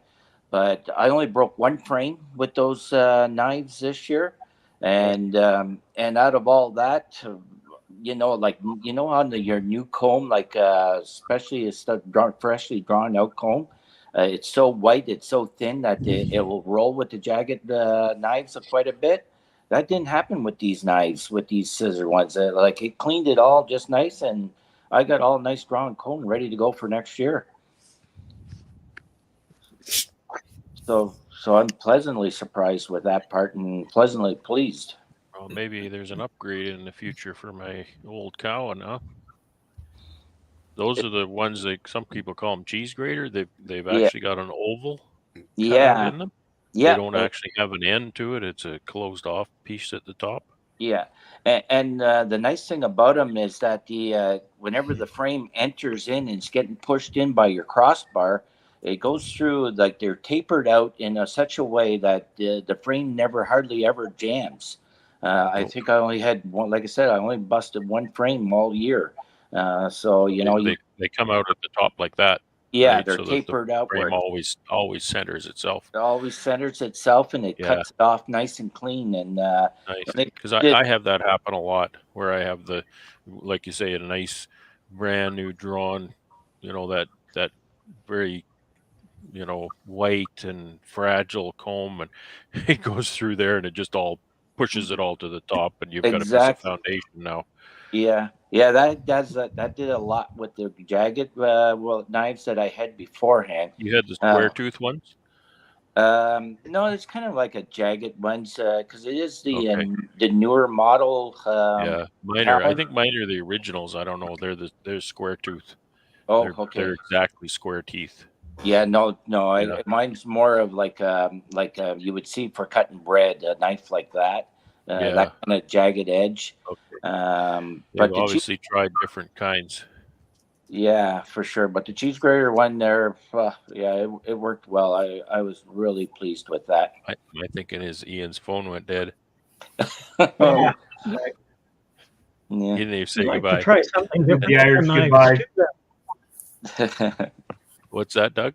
We find we tear a lot of comb because it'll be half crystallized, a lot of it, when we go to uncap it, and it'll want to tear. Something like that might work in that better too. Yeah, I've heard good things. I've heard more than one person say that those, some people call them a cheese grater, kind of a knife, works really well. Yeah, I think that saying came from Phil the Bean Man, Phil Bourgeois. I believe he started the cheese grater part because he switched over at the time, and I. So Corey, like on my knives, it can literally have a sheet of comb come off of that into the spinner. So that cheese grater knife, there's no way that you're going to get a sheet off of that. It's all going to come out in small pieces. All in small pieces. Yeah, that might suit the spinner a lot better. Yeah, and it was actually the recommendation from the guys, because that was the main reason why I went to Nobby last year, was to talk to the Cowan guys and buy and to look for the auger. and they recommended these cheese grater knives for that spinner. Right. And so I just went with their recommendation, and I bought the knives at the same time because there's nothing wrong with my jagged edge. You know, I got them back. I still got them here as backup, I guess, Sure. if I had to. Yeah. But I'll stick with those cheese grater ones because I was really pleased how it didn't tear all the comb apart. And I didn't wreck nearly like usually I'm wrecking 24 frames a year. Not to put you on the spot, but what's a guy looking at for a set of knives? I think I paid $300 US for the set. Yeah. You know, not too bad. Yeah, and they shipped it out at the same time as the auger, so I don't know what it would cost for shipping. Yeah, Norman asked, why not just do it by hand instead of a machine? Yeah, I'm small potatoes, and I'm running 3,000 frames, so that's 6,000 sides. Yeah. You can use a serrated knife if you want. Yeah. You could use a serrated knife if you want. I don't want to do it. How many are you running, Corey? How many boxes are you running? Oh, well, the fall I did about 800 boxes. So, 800 boxes? Yeah. So you're running 8,000 frames? Yeah, that was just the fall harvest. You know, I harvest 3 times. I pull 3 times a year right now. Right. Mainly because I still need to get more boxes yet. So you're running 15,000 frames in a season. Yeah. Yeah. That's why, Norman, there's your answer. My very first extractor was the licensed one, where it was the 20 medium frames that fit in one. And I only had 80 boxes. Well, geez, that took me 3 weeks to get through that, you know. So, yeah. And that was with a roller going over over and uncapping. And I said, I'll never do that again. I learned something this year. People ask, well, why do you bother, with a hot knife or serrated knife or an uncapping machine or whatever? Why do you bother doing that? Why don't you just get a scratcher and scratch the comb? I learned why you don't want to do that. At least in this situation. I got some comb from a buddy who always just scratched for his harvest, and I was using it in my brood chambers. Well, I had a hard time actually getting it in the brood chambers because it was not uniform. It was built out wide in some places and whatnot because it was a honey frame that I was wanting to use in a brood chamber, and that was a difficulty. And I thought, aha, this is something I don't run into when I use my uncapper because it's all cut nice and perfectly uniform all the way up the frame. So that's something I learned this year. Yeah, it comes in handy. Like the scratcher, we never really worry about it too much for our supers and that because you put it back on and the bees fix it up, But I suppose if you're doing comb honey, that would be a different story. I don't worry about that. Philip says you can have 20 friends. They would only work 1 year and they wouldn't be friends anymore. Yeah, 20 former friends. Yeah. Unless you're Bruce's bees. I would have Bruce's bees. They come and harvest uncapped his honey every year. Yeah, or Mr. Ed. Fill your honey house with people. Okay, let's extract some honey. It's like, you suck. I'm stuck in there for a month. It only cost you a pound of honey. Yeah. Yeah, it would cost me more boxes of beer than what I would have boxes of honey. Exactly. He could buy a bigger extractor for the price of the beer. Mm-hmm. Yeah. Yep. Yeah. Gosh. That's Bruce's trick, Grammy says. Yeah. That's a good trick. I don't think I have 20 friends. That's all. See, I got a cat here now. They're all my friends are online. Yeah, all my friends are right here. Yeah, the virtual uncap. I can't afford the travel cost to get you all up here. I know you all would do it, but it's not practical. Yep, just pay for the airfare and housing and food, and I'm there. Y'all are driving. And he has a trailer out by the apiary. Yeah, you're all staying in the apiary camper. My dog. I've been in that trailer, and I don't particularly think I'd want to sleep in it.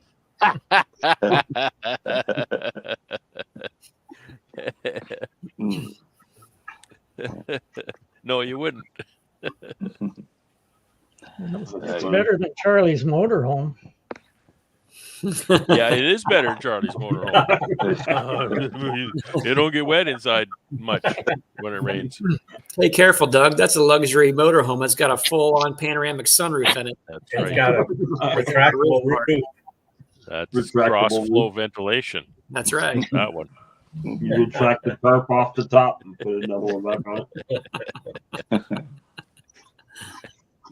It's got a good spare. I bet you that spare holds air right there. Yeah.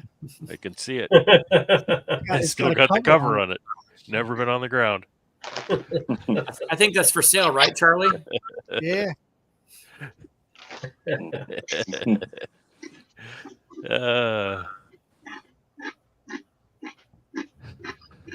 Can you read that, Brad? Yeah, I'm reading that. So the vaporizer, yeah, let's see. This is the Instant Vap Compact. The larger model, yes, they still sell both models. This has a light, an indicator light on it. It doesn't have a display that shows temperature and stuff. I really, really like it, and it is fast. Mm-hmm. I didn't time it, but I did do. You'll see on the vlog this weekend. I did do a real time treatment with it, and so you'll see how fast it is. It's really quite incredibly fast, especially if you stick to the 2 grams.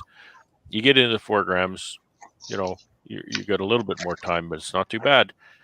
I was treating my 6-frame nukes with 2 grams, and I didn't have time to step away at all.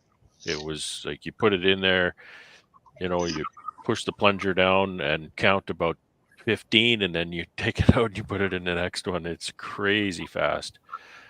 So what? Don't you have the regular Larabi vaporizer? Yeah, I have the 120 volt vaporizers as well. No, I'm talking about the bigger model of that battery operated. The bigger model of this? No, yeah. I don't. Ian has a couple of the bigger models of this one. I think he has a compact too.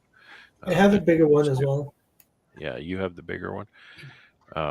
So, yeah, I highly recommend it. Now, that's some money because of these batteries, right? These batteries are not cheap. Yeah. That's a 5-amp battery, and I think I bought a 2-pack for about $250 Canadian 5-amp batteries. And yeah, that's about 5 cents American. Of course, I pay for things in Canadian dollars in Canada. So I thought it'd been about 600. I think 600 Canadian. States, yeah, I think the darn the ones I've seen like $300 per battery. Well, even out of 5-amp. This was a little bit of a sale too. I think they were like $280 for a 2-pack of 5s. Mm-hmm. But I think they were on for $250 or something like that. So, $125 for a 5-amp battery. And I need a few of them. I need maybe four or 5 of these 5-amp batteries to get through my apiary, because I can burn through the batteries faster than I can charge them. And so that's a little bit of a problem. I'm still trying to work out that system on how I can charge these batteries while I'm doing the work. That's why I didn't go with a larger one, because they recommend a 9-amp. I have one 9-amp battery.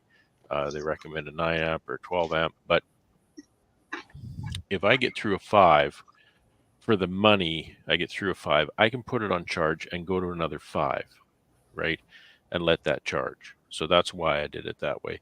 Seems to be working okay, but I can still burn through about 3 5s before I can charge the first one. Yeah, that'd probably be the smallest amp hour battery you'd want to use, because it does, I believe, consume about 1 or 1.5 amp hours just to get it up to temperature. Now, that would obviously need to be determined upon what ambient air temperature is at that point in time as well. Yeah. Not as much with this one. It's insulated. The ProVap and stuff aren't insulated, so they're highly subject to ambient temperature and wind. Yeah. With 4 grams, I was getting about a 0.5 amp per treatment. So on a 5 amp, I get about 10 treatments. In there. Nothing exact, but in that range. It's your first round that you don't get as many because it takes that 1 amp to heat it up. Yeah. Once it's heated, that's what I say after it heats up. Like yeah, when I was doing the treatments. But you're right. It does take that much power to heat it up.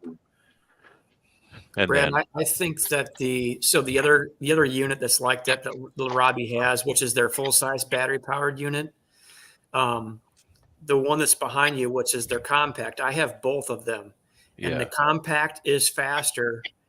Sometimes I'll use the two of them. I'll get both of them warmed up, and I'll just go one to the other.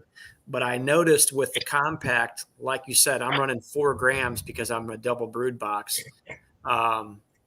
It's by the time I start popping lids in front of myself, I can quickly then move once I pop a lid or enter cover, to do a quick check or throw some towels in front of it to, as I'm moving down the line. That I believe that compact unit is a little bit faster than their other one. Again, I'm talking battery powered. I wonder if the I don't know. I wonder if the display module or something takes a little more. It's possible. Yeah, I don't know. That's interesting. Thanks for that. I do like the observation. Yeah, I do like the compact unit a little bit better because there's less of that weight hanging further out. Right.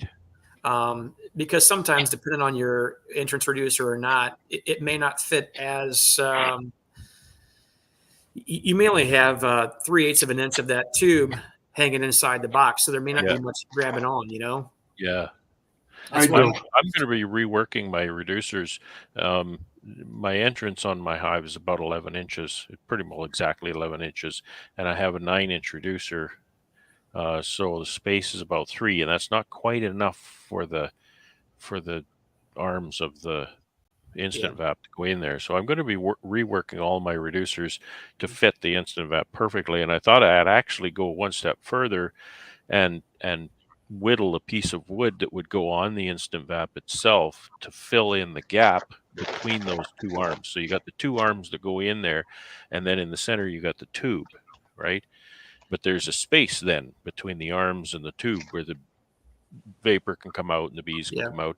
So I thought, you know what, I just get a little piece of wood that just sits right in there, just wedges right into the instant vap and stays in there. So when I push it in the space between the entrance reducer and the side of the hive, it'll pretty well close that off. Yeah. Do you see many bees trying to fly out when you stick that in there? It seems like it happens so quickly they don't have much time to escape. I see less bees coming out than I did when I used the ProVap or the Larrabee's 120 volt. Yeah. Because, well, I wasn't using the entrance, first of all, so they could have a clear exit. But, yeah, not that many, but some. Yeah. Are they suspended in midair, Brad? Like, I'm trying to look at the picture behind you in your virtual screen. Is it suspended in the air or is it sitting on the ground? It's not sitting on anything. So what it is, so Ian says it's not insulated. The old used insulated, which was a problem because it got wet. They quit working efficiently.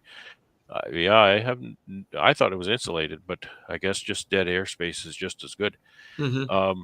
Yeah, it's not sitting on anything, Corey. At the front, there's the tube that goes in the hive, and then on each side, there's little teeth that kind of stick in. You can just stick it right under the box. And so the bottom of the burn chamber kind of sits on the bottom board, and these little teeth sit right in under the box, and then the tube sits in the middle. So quite often it kind of sits wedged up against the tube and whatnot. So it's actually pretty nicely designed the way he's got that made. If you can get it in there just right, it sits in there just perfectly. You don't have to hold on to it at all, which is really nice. Yeah. He made a few improvements from the full-size unit to that compact as well. I don't know if you've seen it, Brad, but there are longer on the compact, those small, I'm going to call them like a tang or a little... Yeah, a little tooth. A little tooth, that's right. those are a little bit longer and a little more pronounced. So it's got a better, when you tip it in there, it's got a better grab. Yeah, I think he learned that as a design change. As I recall, Ian actually made some add-on pieces for his instant vap. What do you call the one that's not the compact? The instant vap original. I just said the full-size unit, but the big school bus unit. He actually put some bigger pieces in there that gave it longer teeth. Yeah, you're saying right here, very small. Right here, he added those on, I believe. Correct? Yeah. Yeah, I remember seeing the video that he had posted. I believe, maybe I could be mistaken. Was that last year? It was a little while ago. Yeah. Yeah. Yeah. He added those. He cut it. I think they have access to a laser cutter or something, water jet or something. They just cut out pieces and pop riveted those on the side, I believe. When you put a bigger battery hanging off the back here, there's definitely a lot more weight cantilevering on this tube right here. Yeah. So luckily that's a pretty stout position, and it's not a little flimsy tube. I know it's difficult to see here, but it's a much bigger and stronger tube than any of the, and it's replaceable. You can screw that thing off of there, and if you damage it, it's threaded. So and the mini, I call it a mini, the compact. Like you see that one, it kind of is beveled at the front, back like that. Oh, the one that's small. No, yours right there. So it's from the tooth, where that tooth is, it bevels down. Where the compact, the bottom of the bowl actually sits on the bottom board. Yeah. And then the tooth sits under the box. So if you get it just right, it's not really levering on the tube at all. It's between the teeth and the bottom of the burn bowl. I call my tube compact as well. Really? Thanks for chiming in on that, Bob. Now, Brad, are you talking about when there's an entrance reducer in, or there's no entrance reducer? Are you noticing that it's not putting pressure on it? Well, it doesn't really matter if I have my reducer, because it's just a 3/4 entrance, right? Yeah. So I'll have a 3/4 inch high entrance, whatever width of the vaporizer. Does it also reduce the entrance reducer? Does it reduce down to a 3/8 tall? I don't use that kind of reducer. Okay, I guess that's where I'm thinking. It blocks part of the entrance. That's all it does. Well, when you reduce it down to the 3/8, it does still put pressure in there. It would, yeah. Yes. Yeah. Yeah, I don't use my reducers. Mine are so simple. They're just a little wedge, and I get to decide how long it is. I got whack it into the hole, and it's so what's left is still a 3/4 entrance. Okay, that makes sense. Yeah, with this one, there's the longer. Yeah. Yeah, so you can see how that bottom is flat, and it sits right on the bottom board, right on the entrance, while those little teeth go in under the box. You can kind of see it there. There's this one is much more pronounced. Yeah. Yeah. I think that's the one I'll go with when I have to replace my ProVap.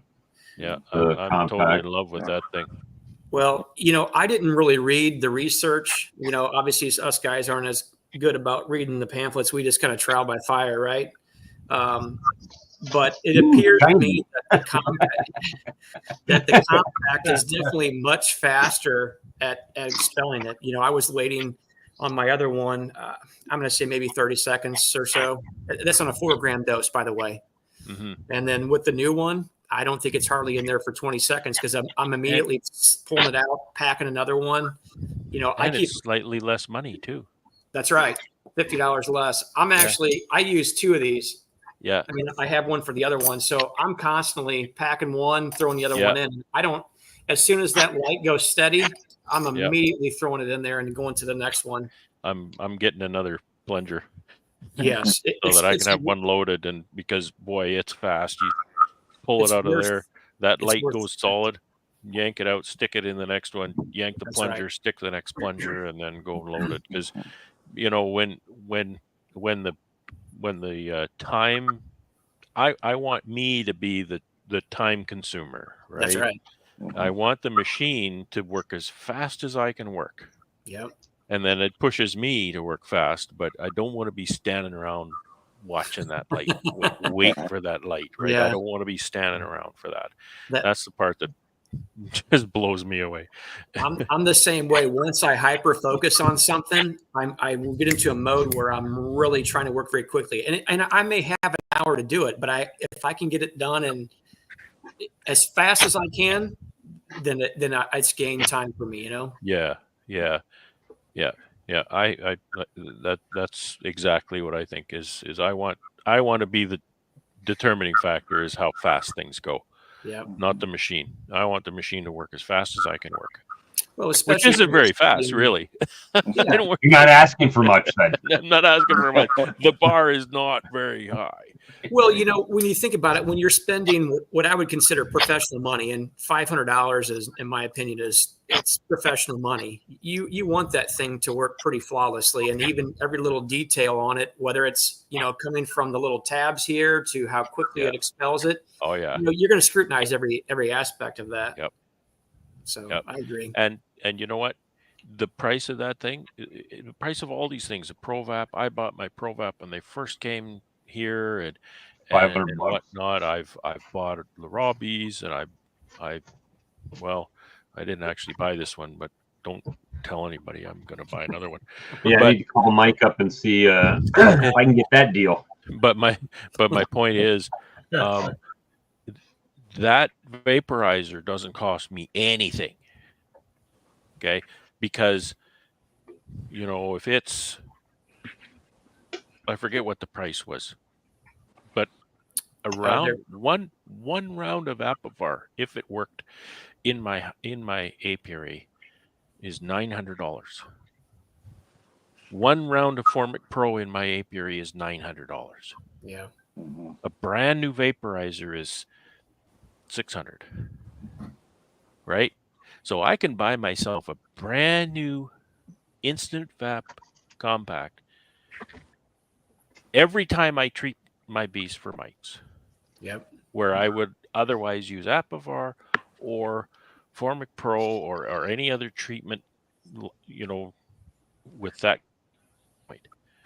So the vaporizer doesn't, people, and I get it. If somebody's got 50 colonies, that's a different story, right?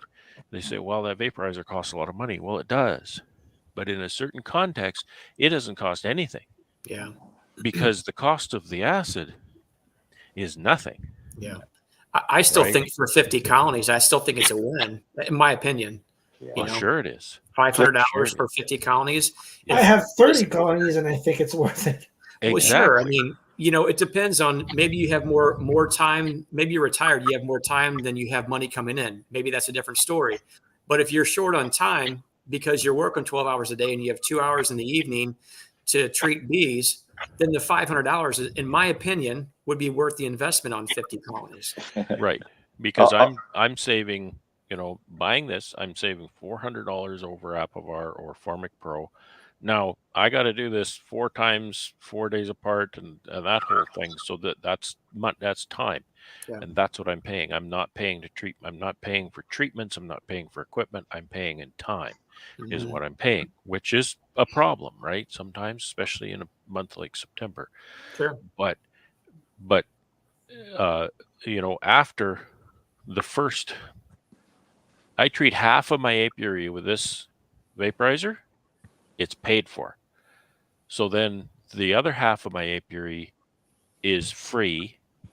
And the next 3 treatments of those bees are free that fall.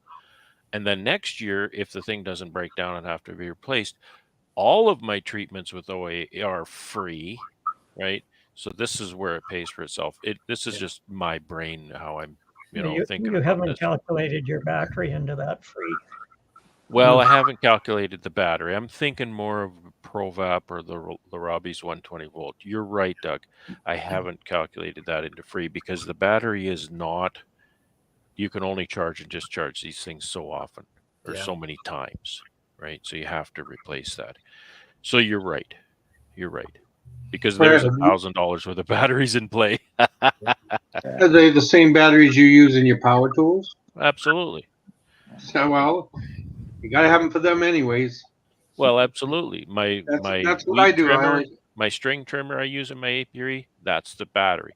The leaf blower I use at harvest time, all of my drills, my screw guns, my circular saw, the same battery. So you're right, I have the batteries. However, the point is you can only charge and discharge these batteries so many times before they're junk, and it costs you in battery is what the cost is. Otherwise, it doesn't cost you anything. Yeah. I wonder if they get those solid state batteries working, because that will solve a lot of problems. Those nuclear diamond nuclear batteries. Read about those, but let's not go down that rabbit hole. What are you going to say, Tom? Graphene batteries. So, are all you guys treating from the front? Because I treat from the back. I just drilled a hole. Oh, I treat from the front. Well, I normally treat through the side of the box. However, the way this little thing works, I thought, I'm going to try this entrance thing. Well, that's the way to do it. Yeah, it's so easy. Yeah. You just click the thing right in the entrance, and it's so solid and fits so well that I wouldn't bother. No, I do it from the front too, Mike. What I like about doing it from the front is that even with the ProVaps, the 110s, they have like where the bowl is, there's like a little platform. So you just basically sit it in, and there's no pressure on that little tube. So, like I haven't broken a tube yet. I've plugged a few, but I've never broken one. Now, do you have landing boards? Yeah, I have a landing board. Yeah. Now, Brad, you don't have landing boards, right? Just a 3/4 inch landing board, but this would fit it anyway because the bowl is flat on the bottom. That's different because I'm running it would take quite a long landing board. Ronald, you're new. Welcome. Thanks for dropping in. Hi everyone. I know I'm here in the small island American Samoa, territory of the United States of America. Oh, very I'm a nice. public school teacher. I think many of you are Americans, right? There's Americans and Canadians here. Yeah. Oh, Canadian. Oh, sorry. 50-50 Canadian and American. Yeah. Canadian I'm American. Canadian. Let's see. Alex is Canadian. Okay. Corey is Canadian. Okay. Doug is Canadian. Doug is Canadian. Bob wants to be Canadian. I want to be Canadian. Well, Doug is in Quebec. I was going to say that too. Alex is in Quebec. So just to simplify, we'll say he's Canadian. Okay. Probably I look like a Canadian now. So when I see the live, it's like very interesting. A couple of men that talking about something, and I just jump in. I'm a monetized channel too, but now I'm a Canadian now. Oh, you're Canadian. I'm just kidding. You have a very nice house behind you there. That's very nice. That one is just a scripted screen background. I recognize that piano. It's a popular one. Piano there. Okay. There we So go. what you guys up to? Talking about the bees? I think. We are beekeepers, and we're talking about bees. That's what we do. We keep American Samoa is surrounded by waters. Yes. It's only, I think, 50 to 90,000 people around this area. Are there very many this beekeepers is one of the there? Yeah. Like but Canada is a cold area, right? Oh, sometimes summertime it's quite warm. Yeah. Mm-hmm. And I heard there's a lot of Filipino in Canada too. Lots of Filipinos. I know. So do you love Filipino workers or businessmen in Canada? Oh, of course. Yeah, we got quite a few different migrant workers here. My sister-in-law is a Filipino girl. Oh wow! Yeah. One of my very good friends is. I see him all the time. He's a very good Filipino man. You know, as Filipinos, we are all over the world. Yes. Like anywhere, because we're looking for greener pastures. You know, our salary in the Philippines is very low. Yep. That's why we go to Canada, we go to the US, we go to the Europe. City where I live here was one of the very first Filipino settlements in Canada. The Filipinos in Winnipeg go back many decades. Oh wow! Many decades. Very, very large Filipino population, Winnipeg. That's And there's interesting. a lot of NBA Canadian now, right? The one that I love is the one playing at Nuggets with Jokic. I forgot the name. Sorry? Remember I missed that. Canadian NBA player? Are you talking about sports? I'm talking about NBA that NBA. went to I don't know anything the about sports. States. Mostly they are Canadian. Okay. You'll have He's to talk from to somebody else Canada. about sports. Ronald, he's from Canada. He doesn't even know about hockey. So NBA is not Canada. Yeah. I'm so sorry. I know that. I'm out of In fairness, the Canadian hockey players flood Europe too. Oh, I think I asked the wrong question in the wrong group. Well, maybe not. I'm strange. I don't know sports. I don't do sports. So Okay. You should have asked him about the NHL. That's more Canadian. I know what that is. Yeah. You've heard of that before. I know Okay. NBA is in Canada. I know that. If you're Filipino, you're into basketball. You know guys. Manny Pacquiao? Manny I gotta get Pacquiao, up the for work. boxer. Yeah. Oh, Bob's got to check out. So Yeah, I got to check okay. out. I got to get up Coming in, Bob. early in the morning. Appreciate that. Good, Bob. Nice seeing you. Talk to you guys later. Bob. Take care. Yeah, Good take night, care, Bob. Bob. I'm gonna leave it streaming Take on my care, Bob. channel. All right. Good Sounds good. Yeah. So you're a school teacher, Ronald. How? What age of students are you teaching? I'm teaching trades, computer-aided design, because Oh, is that I so? went to the trade school. Yes, I've been Very teaching good. for what 23 years. Wow. Yeah. That's an important job, my friend.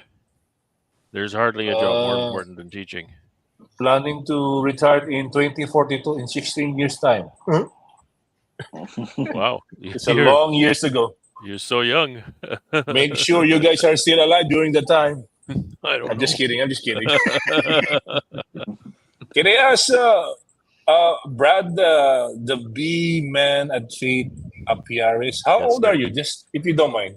Oh my goodness, you're going to ask me how old I am. I'm There were 58 years old. dinosaurs when he was born. Oh wow!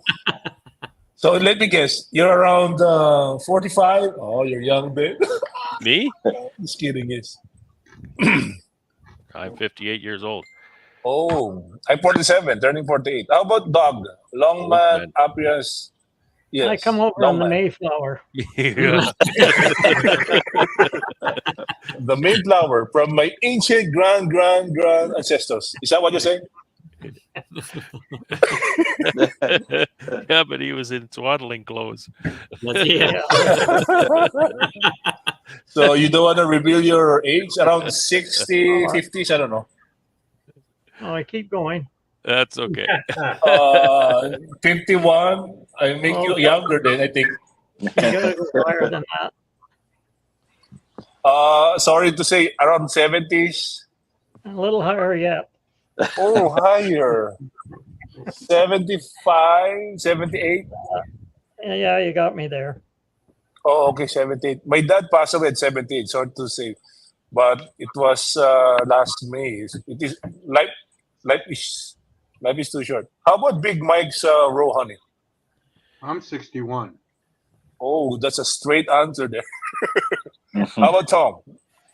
Tom is around 50s. You think I'm around 50s? No, I think 40. Sorry. Hey, Ronald, you're not going to offend me, so you know what? Knock yourself out. I'm sorry. Okay. That's good to hear. So Tom, you're around. I don't know. So you don't. Okay. I'm actually late 40s. Oh, late 40s. So I think we're almost the same age. How about Corey Nature's Sweet Bees? Your name are really sweet. Oh, thanks. I'm in my sixth decade of life. Oh, so most of here are retired already. I love to retire. I hope I'm 62 already. Well, semi-retired, maybe. Or never retired. How about long range bees? Oh, there's an old bees. Oh, I'm 47. Oh, we're on the same age. How about Sawmill? Thank you, long range bees and the rest. How about Sawmill Charles V Farm. Oh, you guys have an old farming? I'm in Sawmill 60. Charlie just 60. turned 30. He just turned 30 yesterday. Oh, Yeah, right. wow. I wish. So For young. the third time. Is it times 2, times 3? Just kidding. Thank you so much. How about Todd? Todd, beecompany.com. I'm 27 and independently wealthy. There you go. Oh, wow. I love the wealthy one. I don't mind about the age. About the wealthy, oh, that's you got everything there. Wow. The next But yeah. question he wants to ask is what your guys' social security number is. Oh no, that yeah, for Yeah. sure. No one will say that. 1, 2, 3, 4, 5. Yeah. There you go. Alex don't even have one, I don't think. Yeah, that's kind of where it ends, right? Is We don't have to reveal here because there's a lot of hackers around there. yeah, I for think. sure. You know, I have another questions for us to answer. Everyone, you know, we're just temporal in this earth, right? What if this is just saying, what if we die today? We're gonna go heaven or hell? If you don't want to answer it, that's fine. If you want to answer it, that's fine too. I'm going to take a pass on that. Well, I think that's an important question for a person to ponder, and Yeah. I think it's a good question, you know, for everybody to ask themselves. You know, I think it's should be how I feel about that, but you know, being the topic of the evening and the chat that we have going here, I think we're gonna kind of leave everybody to consider that within themselves. There you go. Tonight, I mean, I would agree that there's no more important question in life than that. But I'll leave it at that. And you know, I appreciate you being the type of person who would ask people that, Ronald. That's because it is a very important question. I appreciate that. Mm-hmm. You know, I do mention that on my channel from time to time, and there was someone in the comments that said it on my channel one day. I imagine it was a he. The name looked like a he name. Yeah. He said it seems like from the name of your channel and whatnot, you're probably a Christian person, but you don't talk about you know, God and Jesus and salvation much. And I just replied, you haven't been watching my channel very long, have you? Because it definitely comes up. So we'll just leave it at that. And 22 minutes after 2 hours, I think it's probably time to wrap up this chat. By the way, can I say only maybe 2-3 minutes, just to take time about that question. You know, we are temporal in this earth. We are, and we are just pass by in this earth. And the most important thing is, as long as you have the faith in God, we're all okay, because everyone's still progressing about the progress of our life. Life's still okay.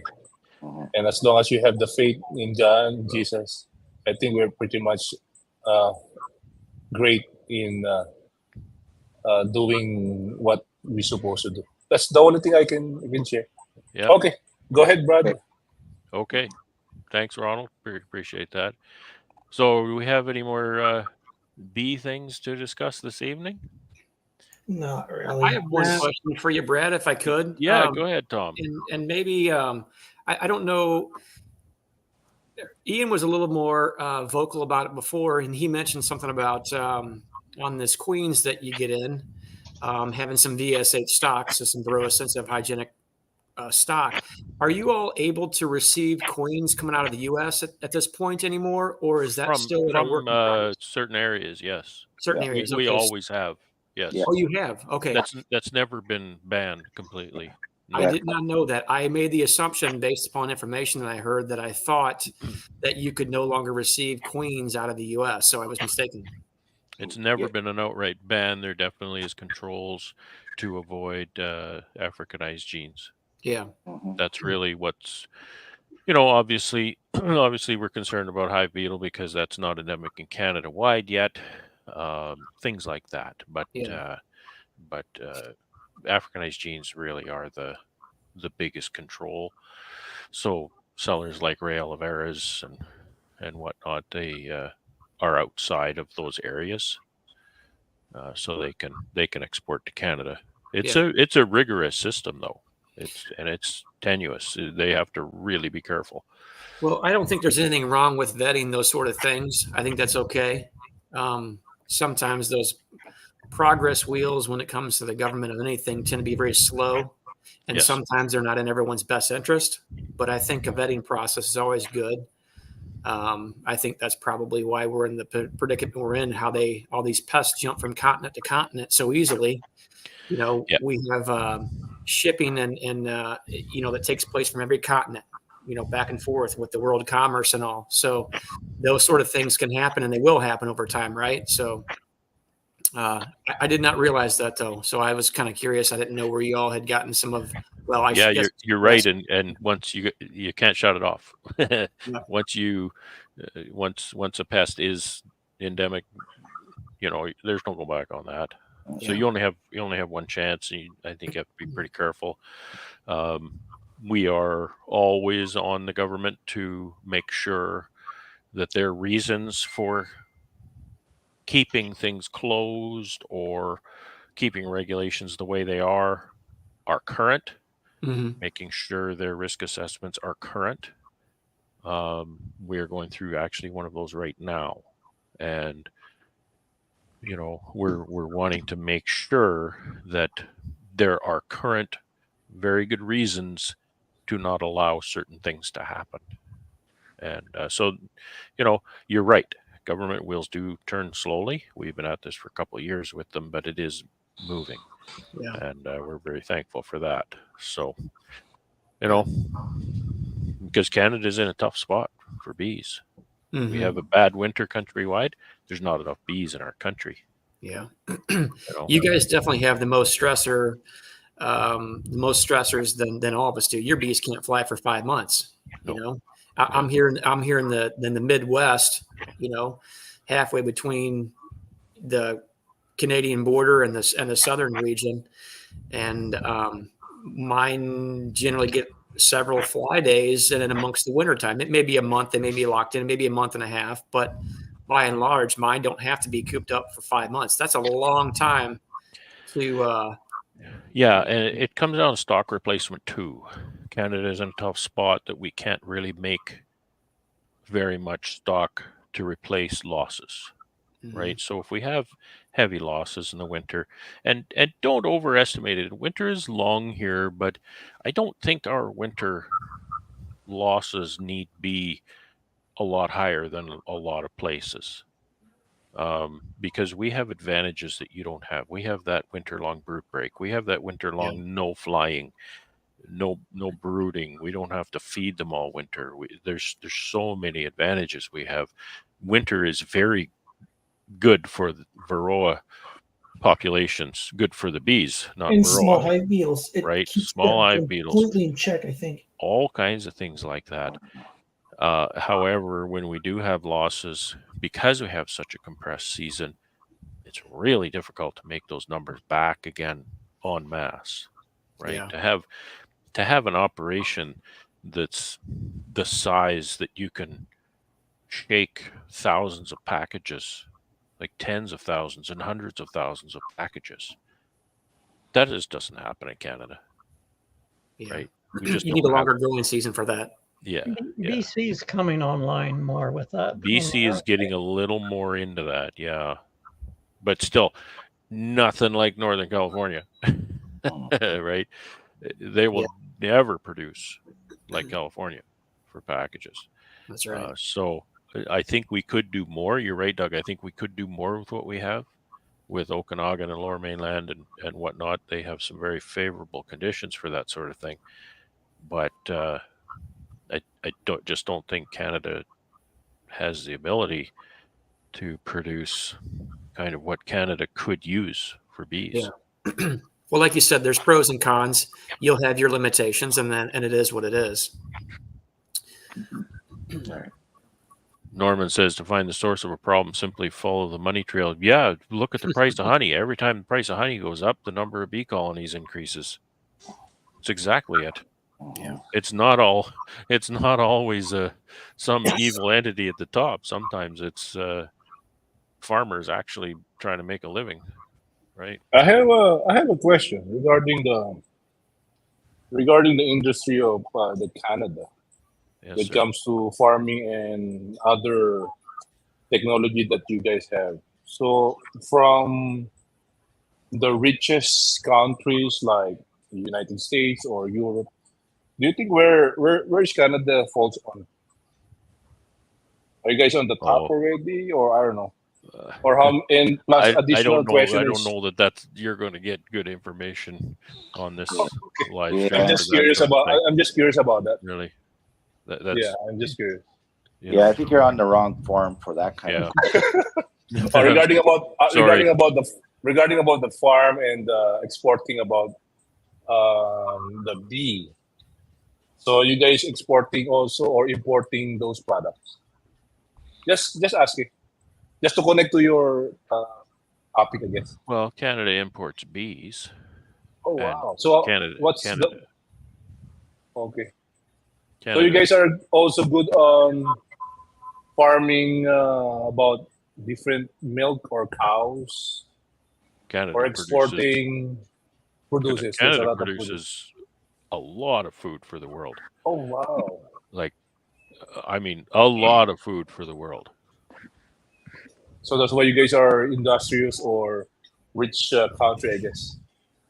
I don't know if we classify ourselves as that. Say rich, particularly what's been going on the last 9 years. But let's, I can appreciate your interest in Canada. I don't think it's the right forum for good information for you in that regard.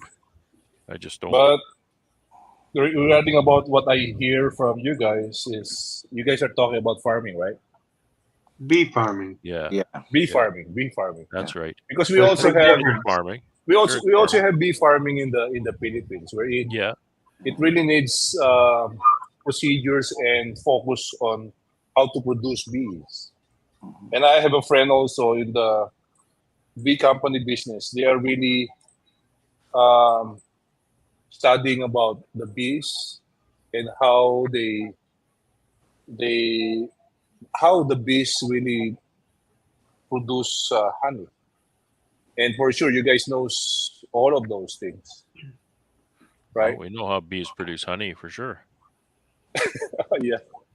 Well, anyways, thank you for letting me in, even though I'm a public school teacher and you guys are into, I think, honey business. And I appreciate all of you guys. Okay. Anyway, have a good night, good afternoon, good morning. Thank you. Appreciate that. You have a good night. Good night. So, Brad, I went to it's called the Big E. It's a big fair down in Massachusetts. It's like 17 days long. They have 1.5 million people go through during the course of those days. And I was down there and I was talking to somebody selling honey from Florida. They had this magical honey. Oh my God.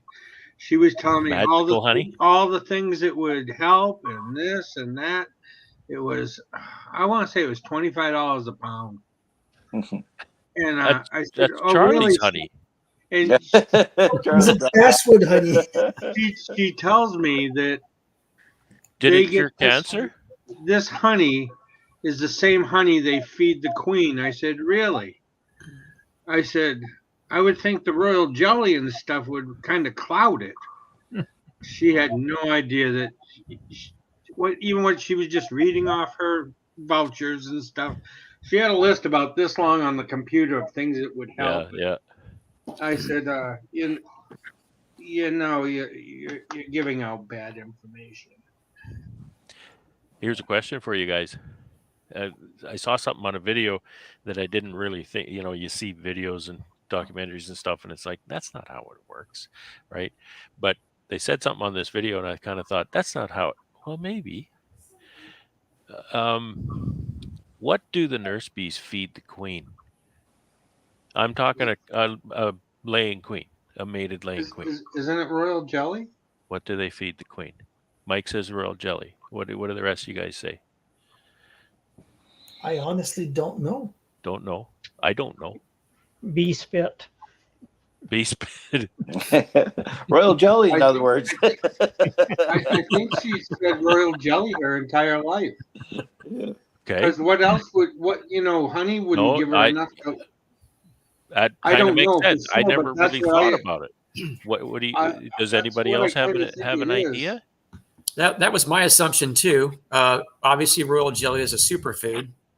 Yeah, because what else would give her enough nutrients to lay all those eggs? I don't know. Because it wouldn't be honey or nectar. But she I will eat guess honey. I never really thought about it. She will eat honey when she hatches out of the. Right. Yeah. See, that's what I thought, Doug, and but You say all that, but then whenever they're shipped into us, or whenever we put them in with candy, it's candy. So there's a But fair the amount. bees are, and they usually. Is that why they have attendants? Must be. So that then they can produce royal jelly to feed. I think she can eat honey if she has to feed herself. Yeah. But there's usually attendants, and when they do them without attendants, it's usually a box of bees with them, with fondant in them. At least the ones I get. Because royal jelly kind of makes sense because you need a lot of protein to make those eggs. That's right. Well, that's what Ed's saying, and I don't disagree with that. Yeah. And royal jelly is high protein. Obviously. You would probably have little bits of protein inside of honey, right? Maybe even little bits of protein in nectar, but probably not enough to sustain.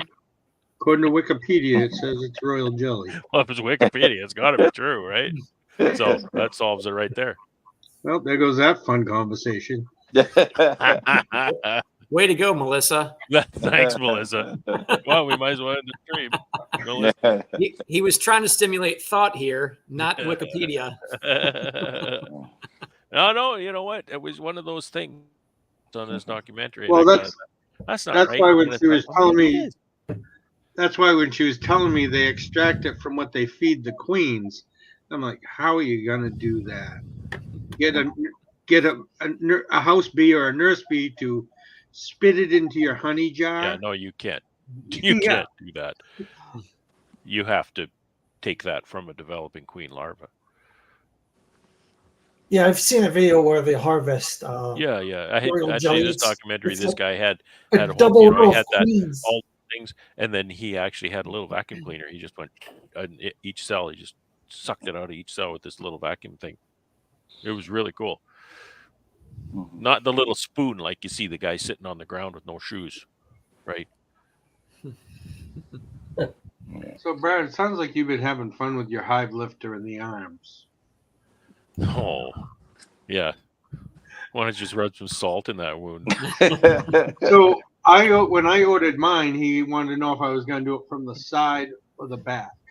Yeah, I he needs to said know how probably long, what the spacing is. Probably from both. So mine using it from the back, those arms aren't really long enough, so they want to tip forward when you pick them up. Yeah. From the sides, it's good, except for he drilled my holes for my boxes for American from the back and for your hives on the side. So it's way too wide. So I have to pull the pin out of one and cheat it over and just run it without a pin. Oh, nice. Yeah, I don't know. Let's go back to feeding these bees again, Brad. When you're making a queen, they feed royal jelly. Yes. So what do they feed the other bees then?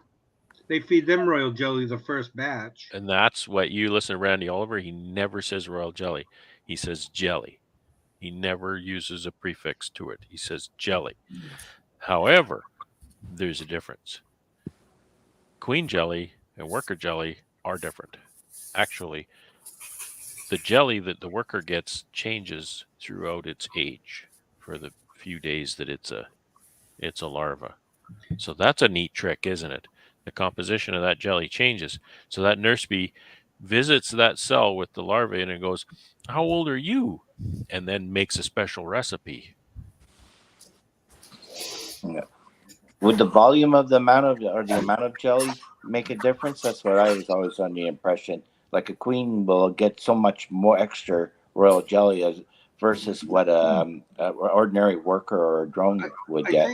I think the worker, the first day, it gets the same thing as a queen, and then it's changed after that day. Okay.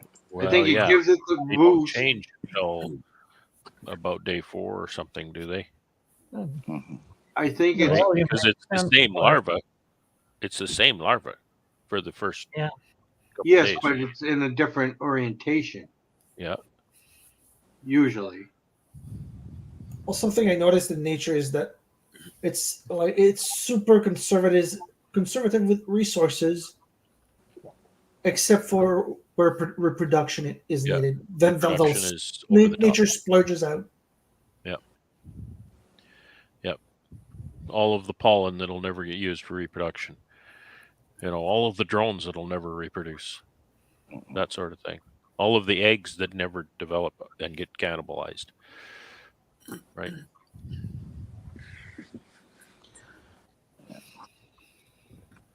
So on my hive lifter, Brad, I also went to some 8 frames this year. Well, that thing will not go in far enough for an 8 frame behind the. Yeah. So I had to take all them off, but with from the sides. Yeah, it's too bad that you can't come up with something that's a little more adjustable that way. You'd think you could come up with something that you can screw it down and move that flapper. Mine has drilled pins. Yeah, I was going to drill mine too, because it's just got the screws and boy, you got to really crank those so that they don't slide on you. Yeah. Put a bolt in and a wrench. Yeah. I thought put a screw, like a screw system in the end with a nut that's fixed in the arm in the lifter part, so that you can turn the bolt on the end and it just kind of move those arms in and out, and it's a positive lock at all times. Put a spring in between. Well, if there's a threaded rod and you have a spring, it would give it tension to push out, and you could just screw them in if you had to, or let them back out. Something in there. Because I'm having trouble with mine. I didn't have mine a week, and I backed over it. I was real. And those arms are way too thin. They bend really easily, and it should be a piece of, 1/2 inch, 3/4 inch tube or something that's going to be rigid there, so that when it picks up the load, it doesn't splay out. Not a 1/4 inch, it's a 1/4 by 1.25 or something, piece of stainless flat sheet that sticks out there, and it does bend easy. I can banana those things easy. Like, they're not hard to fix when you bend them. You just grab it and you just bend it back. But that's way too easy. On our cranes, they're about a 1/4 inch by about 1.5 inches, and they're of some grade of aluminum, and never bent them. You don't bend those? No. Because these are stainless. These are a piece of stainless. It's nice material that he used for stainless, but they bend real easy.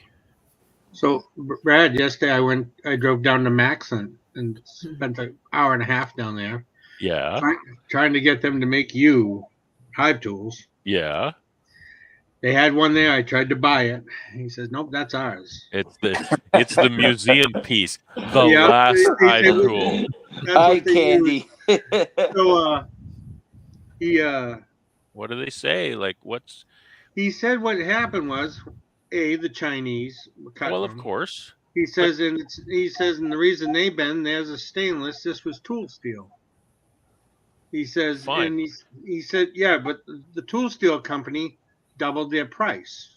Okay. The one company that made whatever they were buying, and then it doubled again, so they couldn't even think of competing.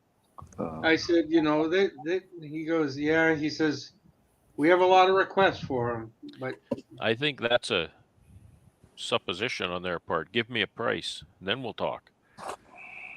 So I went in because I bought a. I might just have to be a lot more careful with whether I lose them or not. Well, I still have one to send you. I'll give you mine. But, well, Mike, you don't need to send me one. I don't know. I'm going to try and get some made or something. But using those other things, it's like grabbing a knife in the wrong end. I went down there because I bought a wax melter, a used one that was missing the base that went over the burner, so you could put a bucket in there if you wanted to warm it up or stuff.